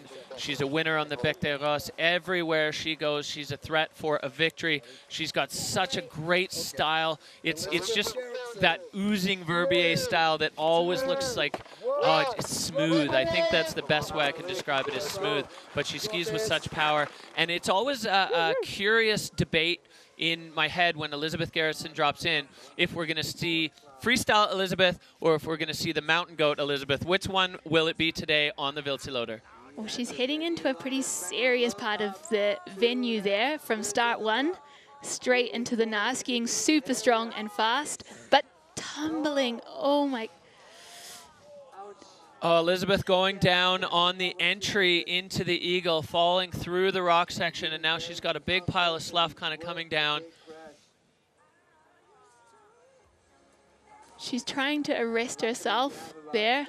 Yeah, you can see just fighting to slow herself down. She's still moving with the snow, so Elizabeth is going to just try to stop the speed. That slough that she kicked off at the top, just continuing to move her down as she finally gets herself arrested. Elizabeth Gerritsen taking a scary fall there on the Wildseeloader face. We mentioned the security team here. We've already got a ski dude or guide with her. She is moving and waving. Oh, happy to see her waving there. Definitely not 100%, probably, you know, banged up. She definitely fell through a lot of rocks. They're really happy to see Elizabeth Gerritsen sitting up and waving, as already the Patrol Mountain Rescue is at her, checking in on her, as that was a long tumble for Elizabeth Gerritsen. Yeah, so they'll be checking in with her, seeing what kind of support she needs there on the field. So I'm sure her friends and family are tuning in anxiously, but we hope that she is going to be all good. Well, that was an extremely aggressive approach at the top of the eagle for Elizabeth Gerritsen. She came in hot. I think she was planning on doing a double out of the exit, but the speed a little too much to take it as a double, but not quite enough to take it as a single. And when you try to shut down a bunch of speed in such limited real estate, you know, things can get really scary really quickly in that section of the face, and unfortunately Elizabeth kind of becoming a victim to that exact thing. So really happy to see her up and moving around. Hopefully she's going to be all right, as we've got the mountain rescue team on site. As we said before, 18 ski patrollers, the whole Saddleback Mountain Rescue team on site, a couple of doctors, a couple of paramedics, all within striking distance for the riders, and you could see there the mountain rescue team member was to Elizabeth and already moving before she had stopped moving. So they're going to be checking in on her and seeing what she needs on the face here, as definitely I'm sure she's not feeling great. Yeah, that was a really tough one to see. You can see another member of the security team making their way down there to Elizabeth. Great response there, all positioned throughout the face so that they can react to wherever a rider takes a tumble or loses a pole or a ski. And I think it's important to recognize the game that these riders, well, it's not a game at all, but the decisions that these riders are taking do truly have consequence. This is a big mountain, and while the riders are making their decisions, you know, looking for a result or looking to have fun or whatever, all of these things come into play in the decision-making process, and they recognize kind of the risk versus the reward of the glory. But this mountain is a serious big face and a consequential place to play around. So Elizabeth Gerritsen hopefully is going to be all right from that big crash, but definitely a scary one for the young Swiss rider.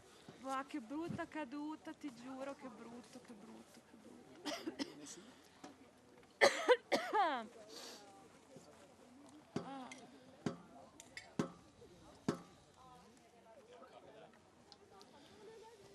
Well, as that was the last rider in the field, Elizabeth Gerritsen wrapping up the ski women's category. We can take a look, while we wait for information on how Elizabeth is doing, at how the day played out.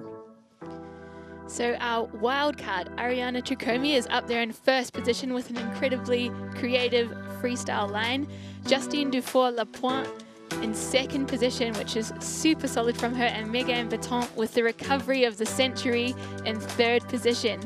Yeah, Molly Armanino, Addison Rafford, and Elizabeth Gerritsen all going down, unfortunately, in their quest for glory here on the Wildsee-Loader. We're still just waiting for word of the situation with Elizabeth. She's up and moving, so now Mountain Rescue just doing some assessments and seeing the help she needs. As we wrap up the ski women's category there, an incredible show, and Ari Trucomi showing exactly why she's a multi-time freeride World Tour champion. So as we see what this has done to the overall, Justine Dufour-Lapointe with that second place finish moves into the lead in the overall for the freeride World Tour. Nice to see a maple leaf there on the top, but of course we still have another event to go. So right now, nothing. Molly Armanino and Megan Baton making a huge jump up from barely making it through the cut with that win, and now she's in the top 3. So things really shaking up for ski women as we head to Verbier for the final event of the season and the second stop of the Freeride World Tour Finals. Justine Dufour-Lapointe leading the charge for the ski women in the overall rankings. So that was an explosive category. Yeah, the Wildsee-Loader really biting back here in the ski women's field as we kind of check in here, the Mountain Rescue team checking in on Elizabeth Gerritsen. She's standing up, which is a great sign, looking like for sure bumps and bruises. Of course, the assessment is going to be ongoing with our medical team on site, but really happy to see Elizabeth standing up there. Bit of a mystery where her equipment is. It could be anywhere, scattered over a pretty large parcel of real estate up there underneath the Eagle, as she tumbled and slid for quite a long ways. And I think really showing that slide. I mean, I don't want to make fun of Elizabeth here, but how far she slid shows how steep that is, and it stays steep in the landing for a long, long time. Yeah, it's a pretty serious section of the face here, but if we look at Elizabeth's skill and experience, she is definitely a rider I would back to go into that section and champion it, but today was not her day. Yeah, really glad to see Elizabeth standing up there, so you can even hear in the finish area the cheers from the audience and the other riders, as everybody kind of breathing out a little bit finally as we saw Elizabeth stand up. So here we go. This is the top 3 on the Viltiloder in the ski women's face. We have Ari Tricomi taking the top spot, Justine Dufour-Lapointe and Megan Beton. Those are your top 3 riders on the face today. Ski women lighting it up today. What's your mama's name? Christina. Hello. Joanne. Joanne. Salut, Joanne. Oh, a nice conversation about the mums. Of course, free ride would be nowhere without the parents. A huge thank you to all the free ride parents who are carting your kids around the country, and for all the junior free ride stops. This is what it leads to, in my opinion, 100% worth it. Absolutely. There's so many amazing parents that are just on the grind there, getting the kids to exciting places, supporting them, helping them scope their lines, champion them. And as I said, kids, but you see Justine and Ariana there still shouting out to their mums, who are absolute pillars of support for them. Well, they are certainly their mums' kids all the way through, and those 3 women standing on the podium in the ski women's category today with a fantastic show. Ari Tricomi, what a comeback. The last time she was here, she won, and just showing exactly. You know, we lost Ari to competitive free ride for a couple of seasons. She had some injuries and then a bit of a program to get herself back, decided to pop back in for a wild card, but I think it's fair to say that she hasn't lost a step. Certainly not. That was such an impressive, flowful run. So you can see Elizabeth there standing up, not looking super comfy, but we're happy to see her on her feet. Yeah, it looks like we've got both skis on site now with Elizabeth, and I think she's just waiting for the paramedic or guide to pop the ski under her boot, maybe. So that's a good sign if she's going to be clicking in. I think they're maybe just checking out her ski, make sure they're still functional.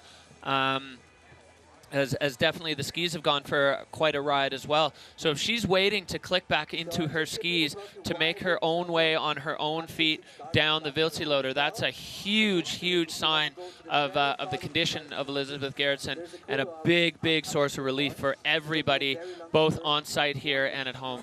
And you can just see the distance that she has fallen. It's pretty incredible and just really speaks to the formidable face above her. Yeah, and you know, I think sometimes we shortchange exactly what these riders are doing, and people talk about, oh, you got to wear a back protector, and you have avalanche gear and an airbag and a transceiver. These are real mountains. This is effectively a backcountry situation, and the top riders in the world trying to push their own limits in the sport, both for themselves, I think mostly, honestly, for themselves. But there's real risk. The safety equipment, the back protector and the backpack for sure there making a big difference for Elizabeth Gerritsen. So happy to see her standing up under her own power. Hopefully she's going to be able to get clicked into her skis there and lock in and make her own way off the face. Elizabeth Gerritsen with a scary one. Ski women, dynamite today.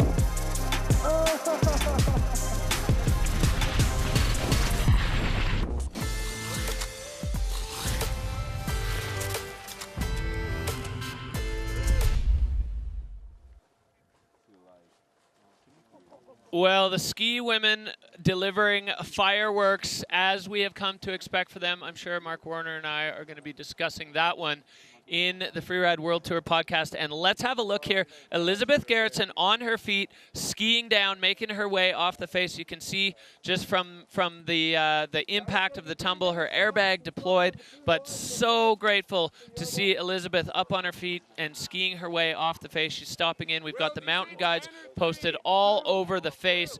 And we'll have a look here at the overall situation in ski men, but a big relief to see Elizabeth making her way off the face. Right now, this is where we sit in ski men. Vali Rainer, the Austrian, becoming a legend already at such a young age, leading the charge, but Max Hitzig is very, very close. These two travel buddies, they roll together, they ski together, they have dinner together, they're roommates, and they are very, very close at the top. Maxime Chablot, Ross Tester, all still very much in the mix, and we keep mentioning 25% more points up for grabs here in the Freeride World Tour Finals events. So, of course, all to play for in ski men as we get ready to kick off our last category of the day on the Wildseeloader, and plenty of nervous moments from the riders up there. You see Swiss rider Simon Perdon having a glance over the face. As we take a look at the order we're going to be rolling out in today, Max Hitzig going to be kicking things off. Of course, you cannot forget his explosive moment in Kicking Horse, taking the win, taking the Peak Performance Radical moment, and the fan-voted Rider of the Day. Finn Billis, the Kiwi, dropping in second, and then Vali Rainer. It's just stacked with talent, top to bottom, and then the young Canadian at the last man to drop of the day in the Freeride World Tour. Marcus Gogan going to round things out here for us in ski men today. Fieberbrunn Pro delivering once again, and as I was just starting to say before we saw Elizabeth skiing her way across, lots to talk about in the Freeride World Tour podcast. Make sure you check in. We're going to be breaking it down. Peak Performance Fun Bet fan favorites. Well, 56% of you think it's going to be Max Hitzig's day. 53 thinks it's going to go to Max Palm and Maxime Chablot. This is the first time it's been an all-Max Peak Performance Fun Bet fan favorites. So the Battle of the Max is delivering for us, and that's what you think. Let's see what they think. As here we are seeing Elizabeth Gerritsen skiing down under her own power, looking like she's in a pretty good position there. I mean, certainly sore, but really happy to see her. I'm so thrilled to see her moving under her own steam there. What a relief. Well, we do not rest at the Freeride World Tour, and Max Hitzig, what a way to start the ski men. This German-Austrian man, I mean, he's already got a win. He's 20 years old, but he's already got a win on the Wildseeloader. Last year, as a wild card, he took the win with an absolutely spectacular run, and I'm sure he's going to be looking to back that up here. Opening up this little couloir here, riding in with real aggression. Finding an air into the couloir, over the top of that. Transferring over the couloir. He went in that Antimatten entrance. There's not many ways to find a steep landing there, but Max Hitzig doing it, getting a little 360 over that playful wind feature. So what a way to start this run for Hitzig as he lays out a backflip, a tiny bit of a backslap on the landing, but Max Hitzig already just firing down this Wildseeloader face and way out to the rider's left. Lacing the features there and just looking so solid. This one, Megan, took so long, and he threes it, goes longer, but comes unstuck. I think you're right, Derek. That really falls away from you, that roller, and I think the riders are going a bit longer than imagined there. I honestly didn't believe that Max Hitzig could fall. That's the first time we've ever seen him not execute something to absolute letter perfection. And Max Hitzig just casually floating the 360 and going so far down. So everything was going Max Hitzig's way there until it wasn't. That transfer at the top out of the Antimatten entrance across the couloir, that was so creative and so bold, because if you short that, it is going to suck. I was so gripped watching that he would clear that rocky pillar. So let's see this again. He comes up onto the shoulder and airs right over that big rock wall. Stomping it so cleanly, and then the backflip here, holding it, slowing it down. Yeah, just a tiny bit of a back slap there, maybe just the butt touching down. That would be a stage one. And then this casual 360 going even further than Megan Baton's bomb hole, which was so far already. That was huge there. So some of these features, they don't have to look like cliffs, but if you know, from our position here, you can look up at Hitzig's bomb hole there where he landed, and it's right in the kink where it goes flat. But the crowd digging it. He's certainly put on a show. A 64 for Max Hitzig. As you can see, the hands just go up. He's going to pop himself into the hot seat, but as the first rider of the day, that is so far the highest score we've seen, and an incredibly impressive run from Max Hitzig, even with that mistake. I think he just went too far on that one and landed where it's really flat. Yeah, because he looked very relaxed, like he'd set it perfectly, but potentially just took it a little long. So looking back up at the face, wondering what might have been for Max Hitzig as we see the whole picture of the Vilti-Loader. This is a really broad face, so the line options absolutely enormous. And it's, you know, it's been interesting checking in with the riders during the inspection face check time. The decision-making process has been really difficult for them. Should I go over there? Should I go over there? They got A, B, C, D, all of these lines that they're trying to decide between. And when you get to this point where we see the Kiwi Finn Billis, you have to have decided, because you got to go do something. So you better have it locked in your own head. As we look here, Finn Billis has been a standout in his debut on the Freeride World Tour this year. He made his very first appearance on the tour right here in Fieberbrunn, Austria last year as an event wildcard. Decided he loved it so much he wanted to come back with a full-time wildcard onto the tour this year, and has been spectacular, really bringing the freestyle element. But we've seen him grow in his freeriding already and adding those classic freeride elements to his runs. Yeah, I think I remember him saying about his debut here in Fieberbrunn last year. He arrived at the ridge as he saw Abel Moga send the eagle and explode, and he thought, what have I got myself into? Yeah, these people are wild. Big shout out to the Billis' Finn's parents, supporting both Billis brothers in their free ride and for Finn freestyle journeys. We were talking to Emma before. She's just so excited for Finn, having a great time on the tour. This is trademark Finn Billis. Big grin, so excited to get after it. And the conditions, I think, lining up perfectly for the young Kiwi to show the best he's got to offer on the Freeride World Tour. Just hopping over the guide wires at start one, working his way down the ridge. A little butter there, butter 3. Yeah, adding a couple points already. Yeah. Getting things kicked off in style. As we expect, Finn does nothing without style, and now he is picking up the pace. Speed starting to come into Finn's run as he's zooming down, heading over towards this jump. I knew he would hit this feature. Big backy. Over rotates and comes unstuck in a landing. Hate to see it from Finn. So this jump actually proving much more difficult than we've seen. I remember George Rodney hitting it early, and then of course Marcus Eder delivering just one of the greatest runs we've ever seen in World Tour history. But this year seeming to be a bit more difficult to find the transition.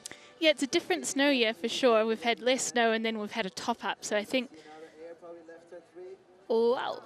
And a flat 3 for Finn with another over rotation there, coming down, looking pretty much dead sideways. One ski staying up, one ski going down. Parting ways there for Finn Billis.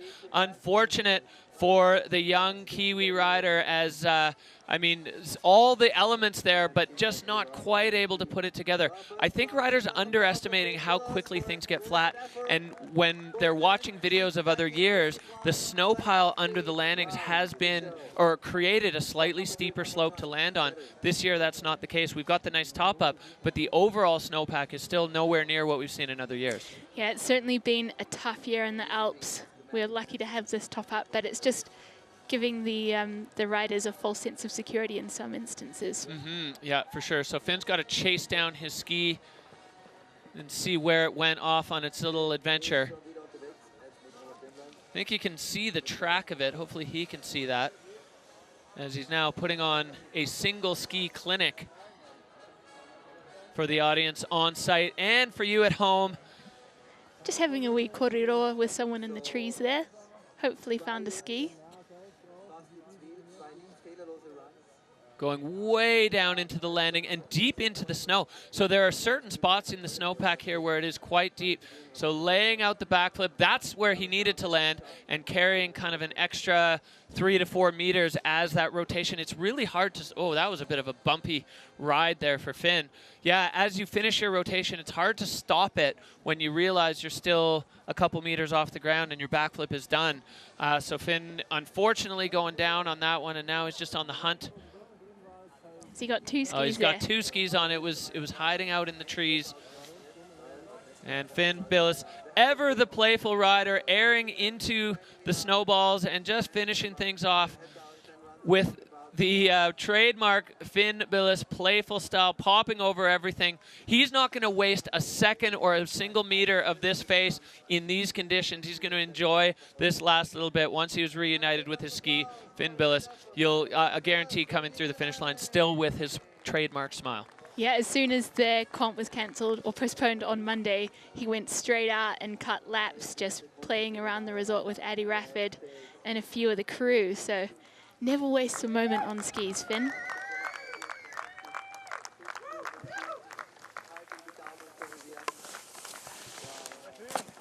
Thanks, brother. Oh, big hugs for Hitzig and Billes in the finish area as we head on back up to the top. This is the man in the golden bib, Vali Rayner. He was bumped off the tour, didn't make the cut last year, went back to the Challenger Tour, won that, back on tour, and he has come back with a bang. 15th in the first event and then a first in the third in the last 2 events. So Vali Rayner really hitting his stride when it counts. And taking an aggressive entrance off start 1 there across that huge exposure. Trying to carry his elevation, keep some speed, find some features. Now Vali coming above the Heusel Cliff. We haven't seen a full send off the guts of it, but we have now. Vali Rayner taking it deep and clean as he stomps the Heusel Cliff, and now on that right foot making his way over to the far, far skier's left side of this face. Perfect 3 there, landing and lining up his next features. And a big backflip. Can he hold it? A little backslap again, taking it a little bit past the sweet spot on the transition, but clean, and the only 2 guys who have skied before Vali have had big crashes. So definitely looking good as he looks like he's going to head out into the same area where we saw Max Hitzig. Is he going to be able to make this work? Looks like they planned their runs together, and Vali opting out of the trick and landing a little bit higher than we saw the other guys and managing to hold on. And listen to the crowd there as we hear the people just screaming for Vali Rayner. He is Austrian, we're in Austria, and he has just laid down a run for the people. Winning hearts and minds out there, and I suspect he might have planned his run with Max Hitzig. They're as thick as thieves, and they put together some pretty similar lines out there. Well, the first clean run we've seen from the ski men's category. And the local crowd on site here absolutely loving it. Vali Rayner with a clean one. Big hugs for his travel companion, Max Hitzig there.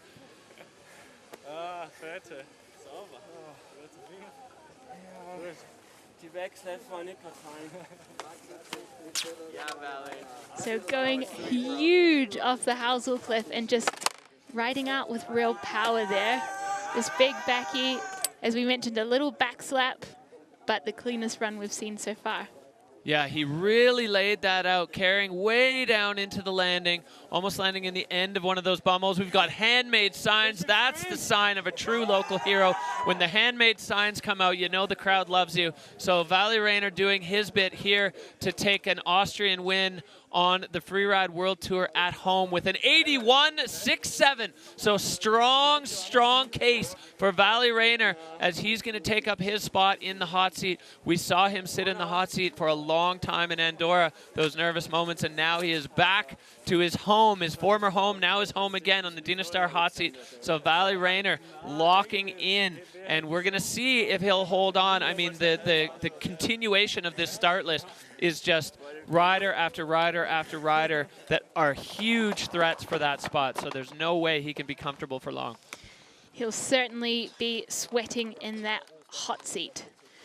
But heading back up to the top, we've still got lots more riders to go. Yeah, snow conditions really delivering on the Viltiloader here. We waited all the way through the weather window, proving the weather window concept as the last possible day of competition is today, and it has delivered in spades. Andrew Pollard, the pride of Alta, Utah, he's been enjoying quite the season at home as the snow just keeps on coming every day while we've been here in Fieberbrunn on down days. He just shows me the forecast from back home. Look, another 15 inches. Andrew Pollard, though, 28 years old. He's been lighting it up on the tour since the moment he arrived here. Stylish, fast, smooth. Everything he does is fun to watch, and he is going out with some pace across the exposure. Always finding transitions and features that other people haven't thought of. I love the lines that he puts together. Cross-court 360 there, coming in with some pace to the Housel Cliff.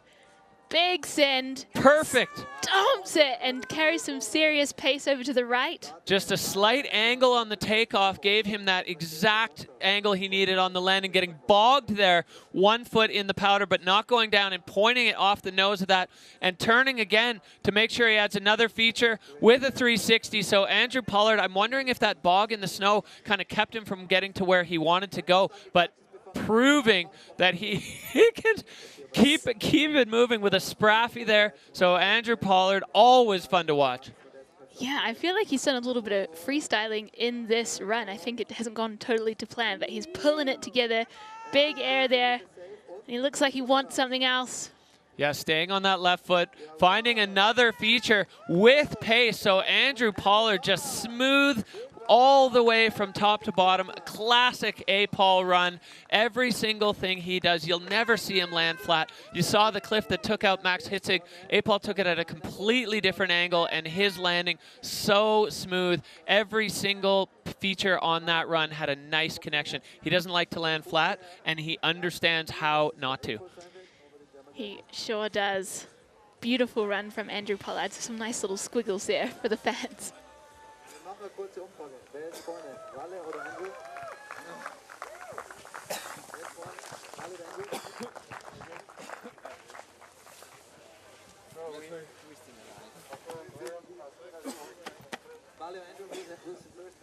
So this seriously big take on the Housel Cliff was really impressive. And just spinning another little 3 in that smaller feature there. He's linked together quite a lot in this run. Yeah, throwing the big daffy there on that one, and then bopping and popping through the snowballs over to the cliff or the rollover air that took out Max Hitzig, and then taking that one cross court. So just zigging and zagging his way all the way down the face. And the score coming in for Pollard, and he's into first. 86 points for Andrew Pollard. He can't believe it. I think you're right, and I think there was a big portion of that run that was absolutely freestyled, as I think the bog on the windlip, which we didn't catch in the replay, slowed him down enough that he couldn't get on top of the cliff that we saw some of the other riders take, both Vali and Max Hitzig throwing backflips off that, and Andrew popping into the hot seat. So we're not going to have an Austrian champion here, but we are not done as we go back up. Maxime Chablot, the reigning freeride world champion. He had 1 season on the tour, and he already has a title. Right now he's sitting in 3rd with a couple solid results, a 5th and a 3rd, and then a 13th in the last event where he went down on a cork 7. Maxime Chablot, the Swiss rider, getting ready to kick his campaign off for victory on the Freeride World Tour at the Fieberbrunn Pro. Chablot, freestyler Big Mountain, Anna. Well, let's wait and see. I remember last year was his first time on like a really big face like the Viltiloader, and he had a big yard sale. So I think he's determined to bring it back and get some redemption here on the face. Well, he is going fast out of the gate and using all these rollers as airs. Maxime Chablot wasting no time getting over into this roller air as he pops off it with a lofty backflip. Is he going to be able? Oh, perfect connection with the landing. So Maxime Chablot speeding over on this rider's right side with a 360 now coming. Oh, just getting a little wild there, but still able to ski out of it. Working his way down the couloir, finding his next features, all just surfing that lip there. Getting a bit caught up on some bushes, but holding it all together. That left footer as he comes into this one, throwing the 7, and he's able to land that too. So Maxime Chablot bringing freestyle elements into the big mountain, as is his usual motif. Maxime Chablot now all the way across as he wants to get this last final section skiers right of the gully. There are plenty of good options here with another big backflip. Looking a little loose there, but holding it together, airing over that next one. Oh, definition of loose but lit here for Maxime Chablot. Many, many moments where it looked like it might come unstuck, but never quite losing it. Maxime Chablot on the ragged edge of control, top to bottom on that run. But so much fun to watch for the Swiss rider, just letting him off the leash completely. Oh my God. That was a battle, dude. That was the loosest run of my life. It was like one of them, you'd like backslide and be like, I'm gonna do the next one I bigger. was like and then this like, twice in my run. you fought for it though, that was fucking impressive. Well, there you have it. Oh my God, that was Chablot's reaction. He went so far. There may be even another transition down there. Huge off this one, and just stomps the landing and just shows perfect control with great turns straight after. This was the loosest moment, kind of puts a little hip check into the landing of that 3. Yeah, a super awkward takeoff. And then getting the cork 7 there. Let's have a look at that landing. It was solid. He got pushed down into the travel a little bit.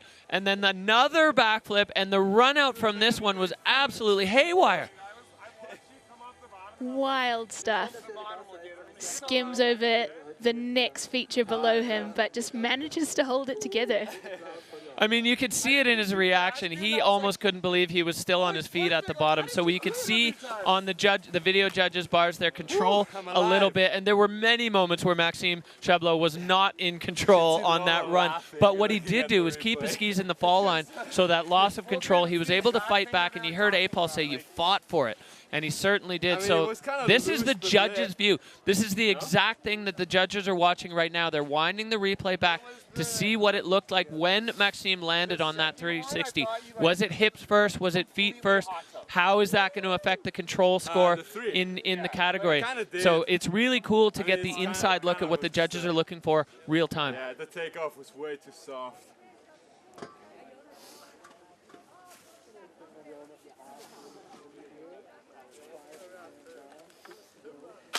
Didn't spend enough time in Utah shredding pow.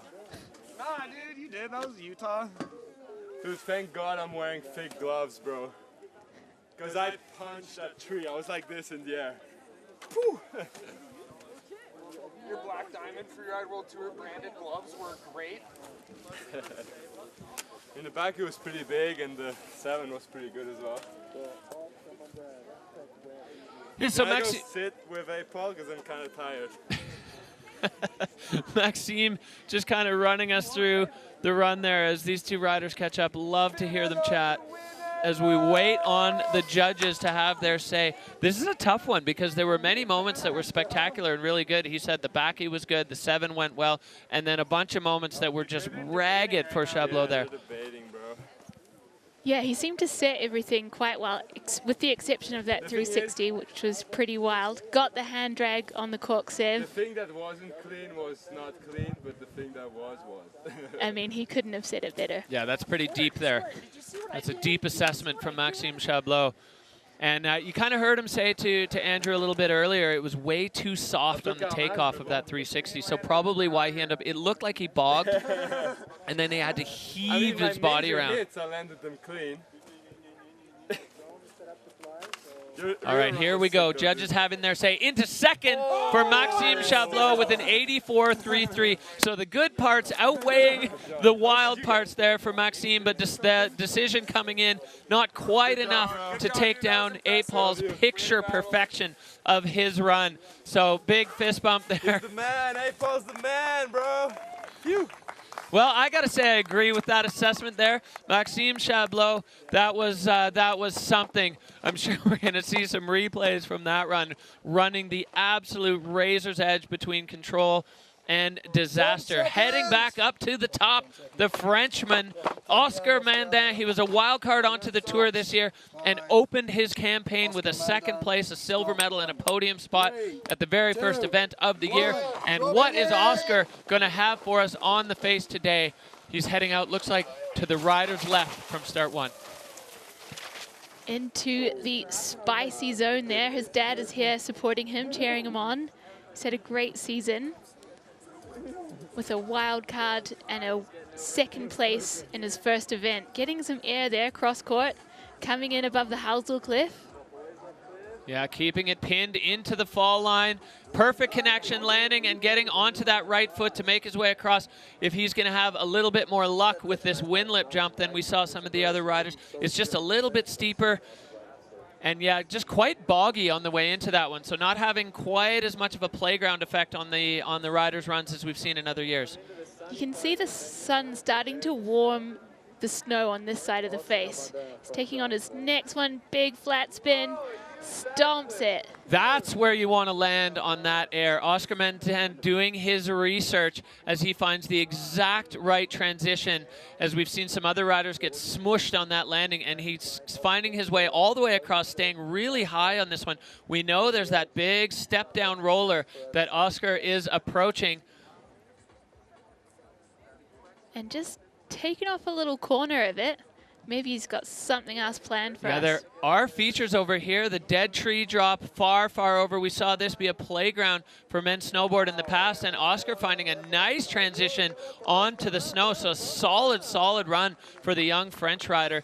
A clean one, top to bottom. Oscar's going to be pleased with that as he had a tough, tough go at Kicking Horse. Yeah, he got taken out by Avi Debris in the last event, so happy to see him navigate through all of those little ice balls.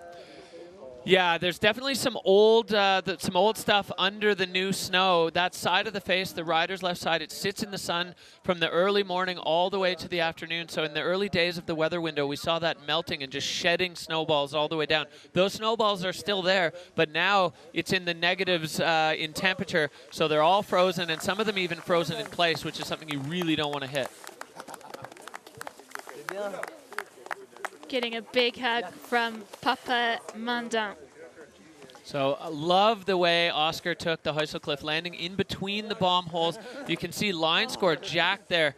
And this flat three, as he comes around just perfectly, the timing of getting his feet underneath him, that was textbook for Oscar Mandin. And then this lower cliff, wondered why he didn't take the big rollaway air at the same kind of pace and distance as the other riders. Well, that's why he had another feature altogether in mind for his line. So using the rider's extreme left of the venue here, Oscar Mandin loving those skis, showing them off to the crowd at home. Just showing my cat's name.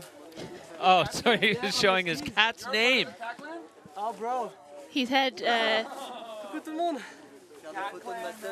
very famous Instagram cat called Shoopy in the past, and now he's got a new cat, which might be the new hot favorite. Oh, bro. Yeah, it looks like Nayu and Shoopy both getting a shout out there on his skis. How many points do we have? So Nayu is yet to have an Instagram channel started after that cat, so if you want it, you need to DM Oscar Mandin.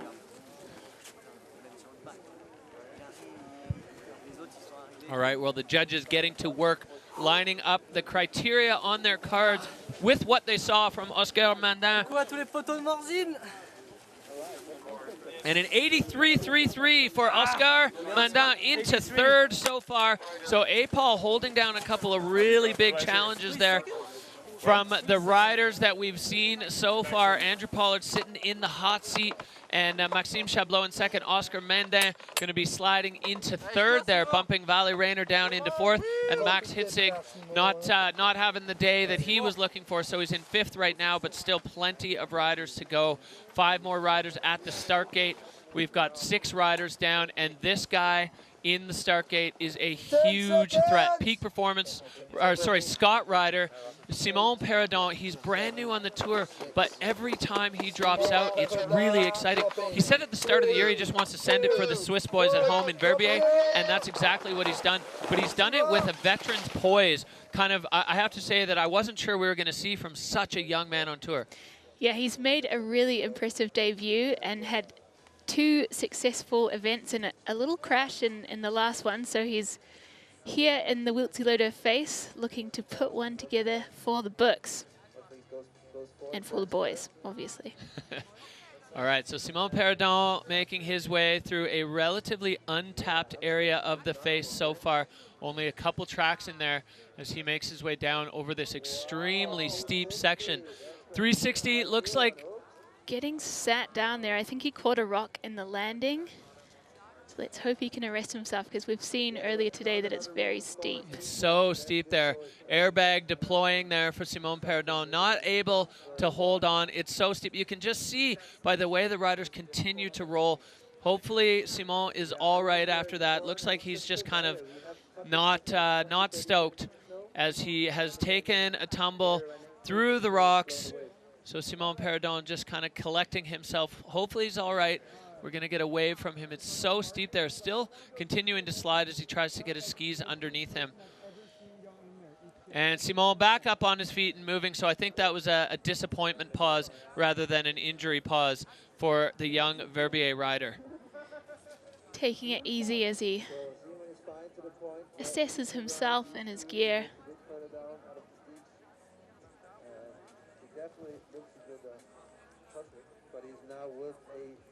So safety guy already on site. As we said, we've got a huge contingent on the safety team, multiple ski patrollers, mountain guides, the mountain rescue team, all in place, all over the face, tucked up against the rocks, in the trees, in places where they won't affect riders' runs, but are able to respond really, really quickly if a rider goes down or if a rider is injured. So Simon Peradon just having a little chat with the safety team member there, and looking like he's going to make his way, continuing down on the Wiltsy Loader. Not the day he was looking for the young Swiss. Definitely not, but he's done an incredible job. He's got 2 top 10 results. He's made his way through the cut and into the finals. So he's all set for next year, and this is going to be a throwaway run for him. Yeah, for sure. And you can see even just by the body language, dejected, you know, kind of shoulders down. That's a tough one to swallow when you've been having things go your way on the tour, and then the last one not going his way, kind of overshooting a double and kicking horse and landing on the takeoff of the second one. And now Simon Peradon, another tough day at the office. So that's a tough one to swallow when you're, especially when you're young. It feels like today is as far as it gets, and there, you know, the future just seems like a mile away. But I'm sure he's going to regroup, and the next time we see him drop out of a Freeride World Tour start gate, it's going to be at his home in an area where he's so comfortable, and he's going to have the crowd behind him. So I am positive that Simon Peradon is going to come back firing when we get to Verbier. All right, so just getting word that Elizabeth Gerritsen, uninjured, but feeling very bruised and battered. So that's really good to hear, and unsurprising, honestly. I think best case outcome for the fall she took. Yeah, I'm really happy to hear that, and I'm sure all of her friends and family tuning in will also be. So, yeah, great result there. Happy to hear that, and happy to see Simon Peradon get up and ski out of that one, because another scary fall on the Wiltsy Loader, getting checked out at the bottom. Just you know, again, big part of our safety team is the medical personnel at the bottom who can have a good chat with the riders, because sometimes the adrenaline will hide the symptoms. You know, if you may be injured. So Simone is going to head off behind the scenes to get checked out by the doctors back there. And we look, this Wiltsy Loader is showing her fangs today. It's a serious mountain in a serious part of the world, and definitely not an easy task for the riders to go top to bottom clean on this face. Yeah, 2 of our Verbier riders going down in some of the gnarliest exposure out there, but happy to see them both walking away from it. Well, every single rider is a threat for the podium. Scott Ryder, peak performance rider, Carl Ragnar Eriksson, the Swedish man. He has always delivered exciting runs and firework runs on the Viltiloder. He's probably the guy in the field that has the most experience on this face, maybe other than Ludo Giodia, who's been 10 times on the Viltiloder face. But Carl Ragnar Eriksson, this is his bread and butter. We've seen some of the most exciting moments on this face delivered from this Swedish rider, and I have no doubt we're going to continue that form today as Carl, he's hungry. Right now, Carl is sitting in 6th overall. He had aspirations at the start of the season to, to take the title, and it's certainly not out of reach for Carl Ragnar Eriksson as, this is big with 25% more points on offer, and we know he can deliver in the next stop as well. So Carl looking like he's going to be heading out to the left. Definitely one of the riders that's most at home on a serious face like this. I think lots of the other riders have been asking him for tips on different features. And of course he has obliged them. Hitting in from start 1, across, carrying some real speed, taking a 3 cross court there. Yeah, that worked for Andrew, and it's worked for Carl as he takes the high angle way down on the Häuselcliff and clean, getting on that right foot to get some direction over here as there's plenty more out in this direction. And 3ing that one, doesn't get bogged in that takeoff as many other riders has, and looks for his next feature there. Yeah, Carl laying out the backflip, coming in with a big backslip, and unfortunately skis go sideways. That cliff has been taking names so far today. It's just a little too flat if you take it big, but if you don't take it that big, then it's not big enough to flip. So it's a really delicate balance for the riders. And you also need to navigate all those little ice balls in the landing there. So he'll be disappointed in that crash, but he's still skiing PAL, so not all is lost. Insane. Yeah, Carl just pointing the skis now towards the finish area. Was so strong at the top. That 360 over the Häuselcliff exposure. Such a scary place to do that, and such precision needed, which is kind of the hallmark of Carl's riding. Precise, but always sending. And unfortunately, another rider taken down by that cliff. So Carl Ragnar Eriksson, he's undoing his boots as he's going to head into the finish arch. We are 8 riders down. We've had 4 pretty decent crashes, and we've got 3 riders more to go. You're supposed to stop those, dude. I know. Fuck. Fuck, you're skiing so good, bro. Are you okay? Yeah, thanks. So that cross-court 360, and as you said, Derek, absolute precision in the top of this run. Perfect landing, banks a turn straight over into that other section. Manages a little 3 there where other riders were not able to, but then comes unstuck on the landing of this backy. I think it's a pretty firm landing down there. It's seen more sun over the last weeks, and I think there's a little bit less snow deposited in that landing. I agree completely, and where the landing is, I think the takeoff zone is quite tight, so already there's a bunch of tracks there, and once you get through the powder, the surface underneath that is slush that is now refrozen. So you get through the powder cushion on the top, and it's rock hard underneath, and in combination with the pitch of it, which is not so steep, really, really tough for the riders to get it clean. So we head back up. The antennas are up for Ross Tester. We've, I mean, what haven't we seen from Ross Tester? Another rider who has a victory on this face, riding out of Tahoe, spending a bunch of time in Utah lately. Ross Tester, we've seen him in a battle for the overall title with Christopher Turdell. He's going to be looking to move up the rankings right now as Ross Tester sitting in 4th, just outside that overall podium. But of course, this is only the first stop of the finals. More points up for grabs means bigger stakes for those podium spots. And Ross Tester certainly capable of delivering a podium run on any face. He's got big mountain chops. His technique is picture perfect. And the freestyle bag that he's got is deep. So anything could happen with Ross Tester as he heads out to the rider's right from start 1. Yeah, he absolutely blew the doors off in Ordino, and I'm hoping for the same fireworks here on the face today. Working his way down the ridge, popping over those rollers, getting some nice angulation in his turns. Oh yeah, just showing that technique honed in his junior freeride career and now coming into play as he comes into this jump. This one has been a tough one. Ross laying out the backflip, finding the tails a little bit, but holding on to it as Ross Tester now swerving his way through this couloir. There's plenty of action still to come. Ross popping off there. He's got those quick feet that are really critical in this couloir as he needs to move back and forth, slashing the wall. Yeah, looking like he's having a great time in this couloir. And is finding his next feature.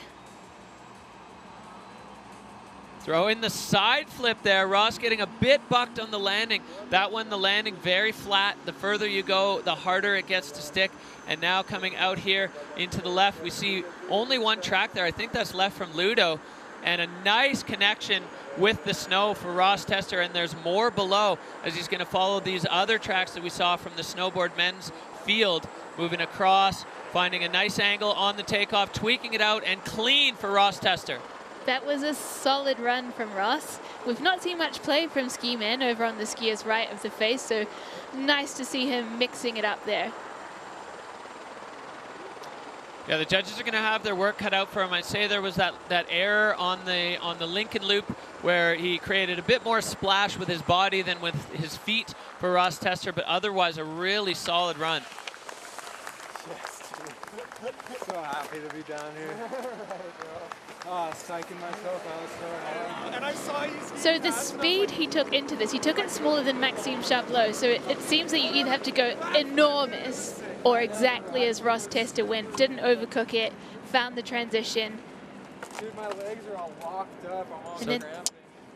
Tossing the side flip, and yeah, just kind of riding out in a bit of a wheelie there for Ross, and then finding the cross-court option on the Ludo Air, Marcus Eater's Doom, and then this lower air. It's nice, you see him land, and then there's a big traverse track there that kicks you again. You almost get a second jump out of it, and Ross Tester, obviously before the snowfall, that was a bit more visible, so Ross knew it was there and was able to handle that. Thanks for watching, everyone. That was scary.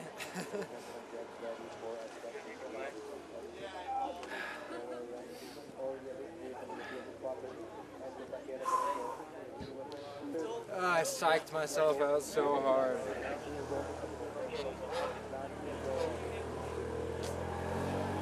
So getting a little bit of a look into the mental side of the freeride world tour. Ross saying he psyched himself out. It was scary, you know. When you're up at the start gate and you're watching rider after rider after rider crash, that's got to take a toll. So Ross into 5th with a 74.67, which means that we are going to see Andrew Pollard on the podium regardless of what comes next. With only 2 riders remaining in the start gate, the worst he can do is a bronze here, a 3rd place. So a huge result guaranteed for APOL, but it is certainly not safe to be staying in the hot seat, as the 2 riders left are 2 of the hottest young talents in the freeride ski men's field coming up, both very young, both very hungry, and both delivering moments of incredible fireworks. So Andrew Pollard, Maxime Chablot, and the Frenchman Oscar Mandin. That's your top 3 so far. 86, the top score. So the judges definitely leaving themselves a bit of room. And this man, Max Palm, you can see he's wearing the vintage Peak Performance jacket from the early 90s, made over 10 years before he was born, part of that Wear Again program from Peak. Max Palm on course now. Always exciting. So he's working his way down the ridge from start 1. Think we can be assured that he's going to find some playful features to bring some freestyle elements into. Snow is still looking pretty good. The temperatures are nice and low, so he's still throwing up a bunch of snow as he finds his entrance. This is another rider whose ski technique I absolutely love. You know, honed with his parents. Oh, here we go. Max Palm with an enormous 360, perfect landing, and he's trying to hold on. Oh, he gets onto that left foot or right foot and goes down. And yeah. Max Palm getting hung up, or held up, I guess, by the bushes. I think the bush stole his ski as he kind of bounced over that little section there. So that's going to be a no score for him. Oh, things just getting started with a hot start for Max Palm, and then all coming undone. As we'll see if he's going to hike up there to get that, or if we're going to get a ski dude on the face to go collect that. That's going to be quite a hike for Max Palm. So yeah, the bush taking his ski, and then the next bush actually arresting his fall. So a bit of a hot and cold relationship with the bushes there for Max Palm. Yeah, I think we'll get a ski dude into that one. So huge 360, does a critical turn there, but then just loses a ski as he jets over that bush. The in-run for that was so crazy. And yeah, Max gets on that ski, and then it just clattering off. And you can see there's some wind sculpting, some texture in the snow there. It's not 100% consistent across the face. The wind has had a touch on it, and in spots it's powder, but that snow had to come from somewhere. And so there's spots on the face where the wind has been blown off. And unfortunately for Max, that was the spot where he had his downhill ski loaded up and not able to hold on. So ski coming off, you can see Max not stoked on that, as things were really just starting to heat up. Yeah, it means that we're holding on to that 50-50 crash rate in ski men right now. They're really laying it on the line.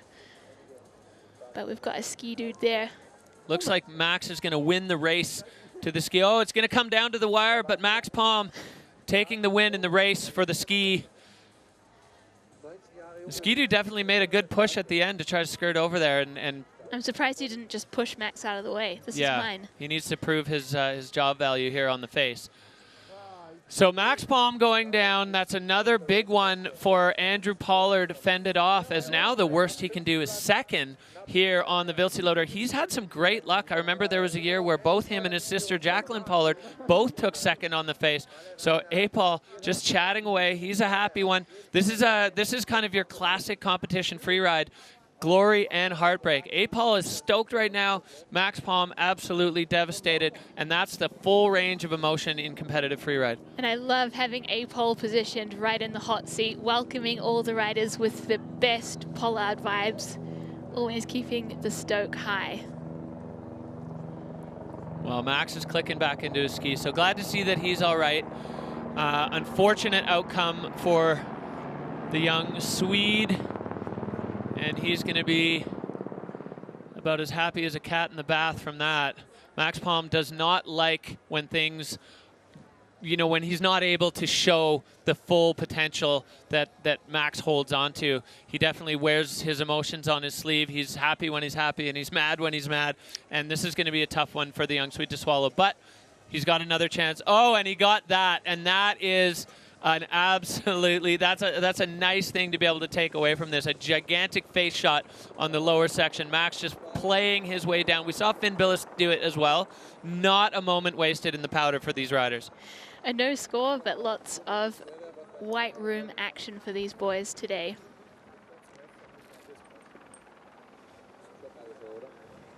Just adjusting the goggles, making sure he's got the stees on lock, coming into the finish corral there. Well, Max is always looking good. Are you okay, bro? Oh, good. So gnarly. I like your vision. Okay, shit happens. I still love you, bro. You're the future. It's still either way. Wise words from Andrew Pollard there for the young Swede. Loved your vision. You are the future. It's a beautiful thing. Well, here we go. There's only one man left at the top, and it is a threat big time. Marcus Gogan, straight out of the Whistler Freeride Club, 18 years old, a rookie on the tour, started with some of the wildest moments we've seen in Ordino, and then backed it up with a second place run at Kicking Horse, and absolutely flying out of the gate. This kid is hungry, and he was pumped when he saw the conditions this morning. He has impressed me so much with his technical skiing skills. His run in Kicking Horse was just phenomenal, lacing together features with critical turns. It was absolutely astounding. If you haven't seen it, tune in. All right, heading into the jump, pumping on the in-run, tossing the cork 7 and not able to hold on to it. Marcus Gogan going down, tomahawking into the guts of the couloir, losing a ski there. You can see the drone just hovering over him. Marcus, hate to see it. He is looking up the hill, looking like he is intact. Well, that jump has taken down some of the biggest names on the Freeride World Tour today. In other years, it has delivered highlights. Today, I'd call it lowlights. Honestly, it's been so tough to wrangle that jump. Every single one of the riders that went down on that are riders you wouldn't expect to go down. Marcus laying out the Cork 7, and you can see on the split screen there, the riders at the finish area realizing what that means. Andrew Pollard is going to be a winner on the Viltiloader.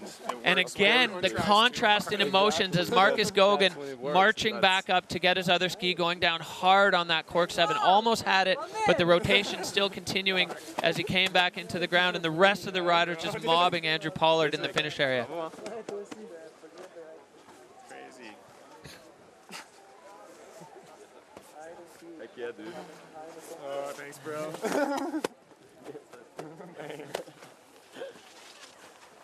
Fuck. So I think the Pollard family will be having an early morning over in Alta, tuning in and cheering him on in the hot seat there. Marcus is making his way back up to his ski. What a champ. Well, plenty to talk about here. Make sure you tune into the Freeride World Tour podcast. We'll put it together as quick as we can. Mark Warner and I will be discussing everything that went on the face today. This face has taken some scalps along the way. So many top riders going down in areas we don't expect. Definitely the different conditions, the different shape of things. The snow was fantastic, but it's not an easy task to wrangle the Viltiloader, as some of the best free riders on the planet found out today. For sure, and remember we've got a back-to-back competition here. Up next is the Freeride World Qualifier Challenger Series, and all of those athletes have just had 25 of the best forerunners on the planet. So they'll be scoping their lines, locking it in, and be ready to send after we wrap up the event today. Yeah, that really brings up the question when those qualifier or those Challenger Tour riders have watched the Freeride World Tour heroes just get gobbled up by this face. What do you think that's going to do to their confidence? I do not think it will instill confidence, so they might be micro-adjusting their runs, maybe avoiding the Marcus Ada, George Rodney feature at the top there, which has taken down just stacks of riders, and finding something else to put into their recipe for a good run. Yeah, definitely maybe some page one rewrites going on up at the top for some of the Challenger riders. As we see Marcus Goguen looking like he's all right, another one who's going to be disappointed. It's going to be quite a contrast in moods at the bottom. Paul absolutely overjoyed, and the other riders that are up there on the podium with him, and then some big names not having it go their way today. So really, I mean, great conditions, but challenging the riders today on the Viltiloader. This face is not easy to wrangle, and we've seen that bear out. Experience winning the day on the Freeride World Tour in ski men. We saw the exact same thing in ski women. Really tough to make this work, but the riders who have it figured out are riders who have been on it before multiple times. And I think between the riders who stomped their runs and the riders who crashed, everyone got in some pretty sick power turns today, and there's been big smiles all around. So a no score for the young Canadian rider riding out of Whistler, Marcus Goguen. Well, I mean, he was definitely going for it there with the Cork 7 on that jump, and that one just took down some big names. You're on it, bro! I was sitting in the hot seat and I was like, oh, I should have told him to go into the shark fucking zone. Dude, it was sick. He was so you got it in the hot seat? Yeah, I won. Well, so big catch up there in the ski men's category. Hugs all around. You can see Marcus is fine. He's going to shake that up. Shake that off. Let's see what this did. What happened today, Anna? So we've got Andrew Pollard up in pole position there. Maxime Jablot in second. Oscar Mandin in third. Vali Reyna, who was wearing the golden bib, has done with the chocolate medal in fourth position. And lots of crashes. We've had 6 out of 11 men crash in the field today. Yeah, more than half the field going down in ski men. Just a testament to how hard they're going. So let's take a look. These are the men that finished on the podium. Andrew Pollard with the win, Maxime Jablot And another podium for our young French wildcard, Oscar Mandin, the ski men putting on a show and putting it all on the line out there on the Viltiloder today.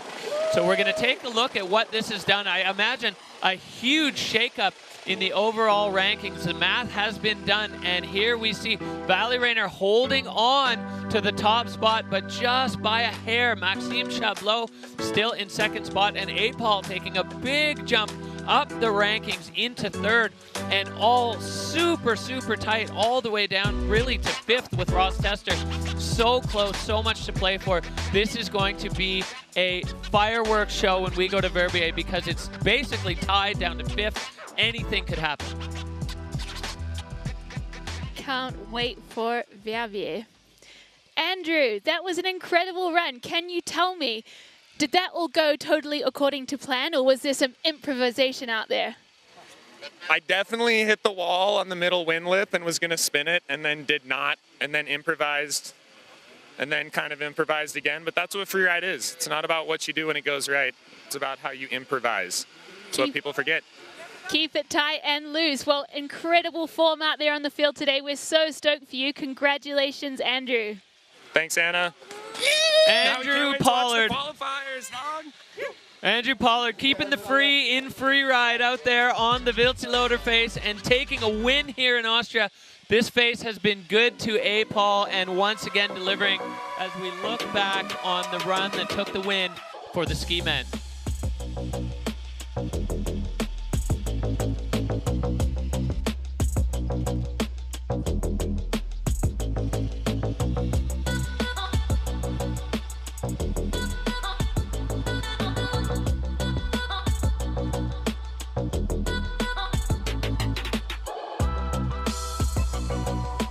Well, what a run it was, and a deserving Pollard in the ski men's field on a day that was extremely difficult to lace a run top to bottom. He did exactly what he needed to do and got himself a victory.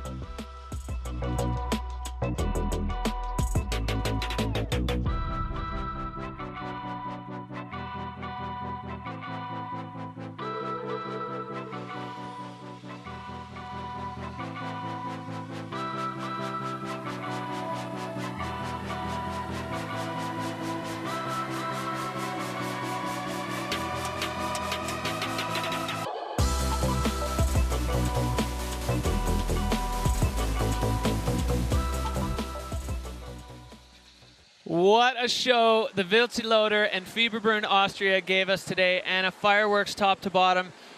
This peak showing its teeth today for sure. Absolutely. We've seen some of the biggest names go down swinging. It's been exciting to see. Everyone's okay. They're doing well, and we've seen some incredible runs from top to bottom. Yeah, unbelievable show from top to bottom, and great to see the snow conditions play ball. Now it's your chance to have your say. The rider of the day, this is fan voted. Just go to vote.freerideworldtour.com and tell us who you think was the best rider, was the favorite of the day. All categories are in play. Vote for who you love, vote for what you loved. All of it's available, and it's up to you to decide. Yeah, there was some fireworks out there, and so you got to celebrate those with the rider of the day. Oh yeah, so once again, the Fieberbrunn Pro has delivered the fireworks we wanted. We proved that waiting to the end of the weather window was the right move. The snow conditions, absolutely fantastic today. That's going to do it for us here at the Fieberbrunn Pro, but we are not done for the season. We're going to see you very soon for the Extreme Verbier, the final of the Freeride World Tour in 2023. Cannot wait to see you there.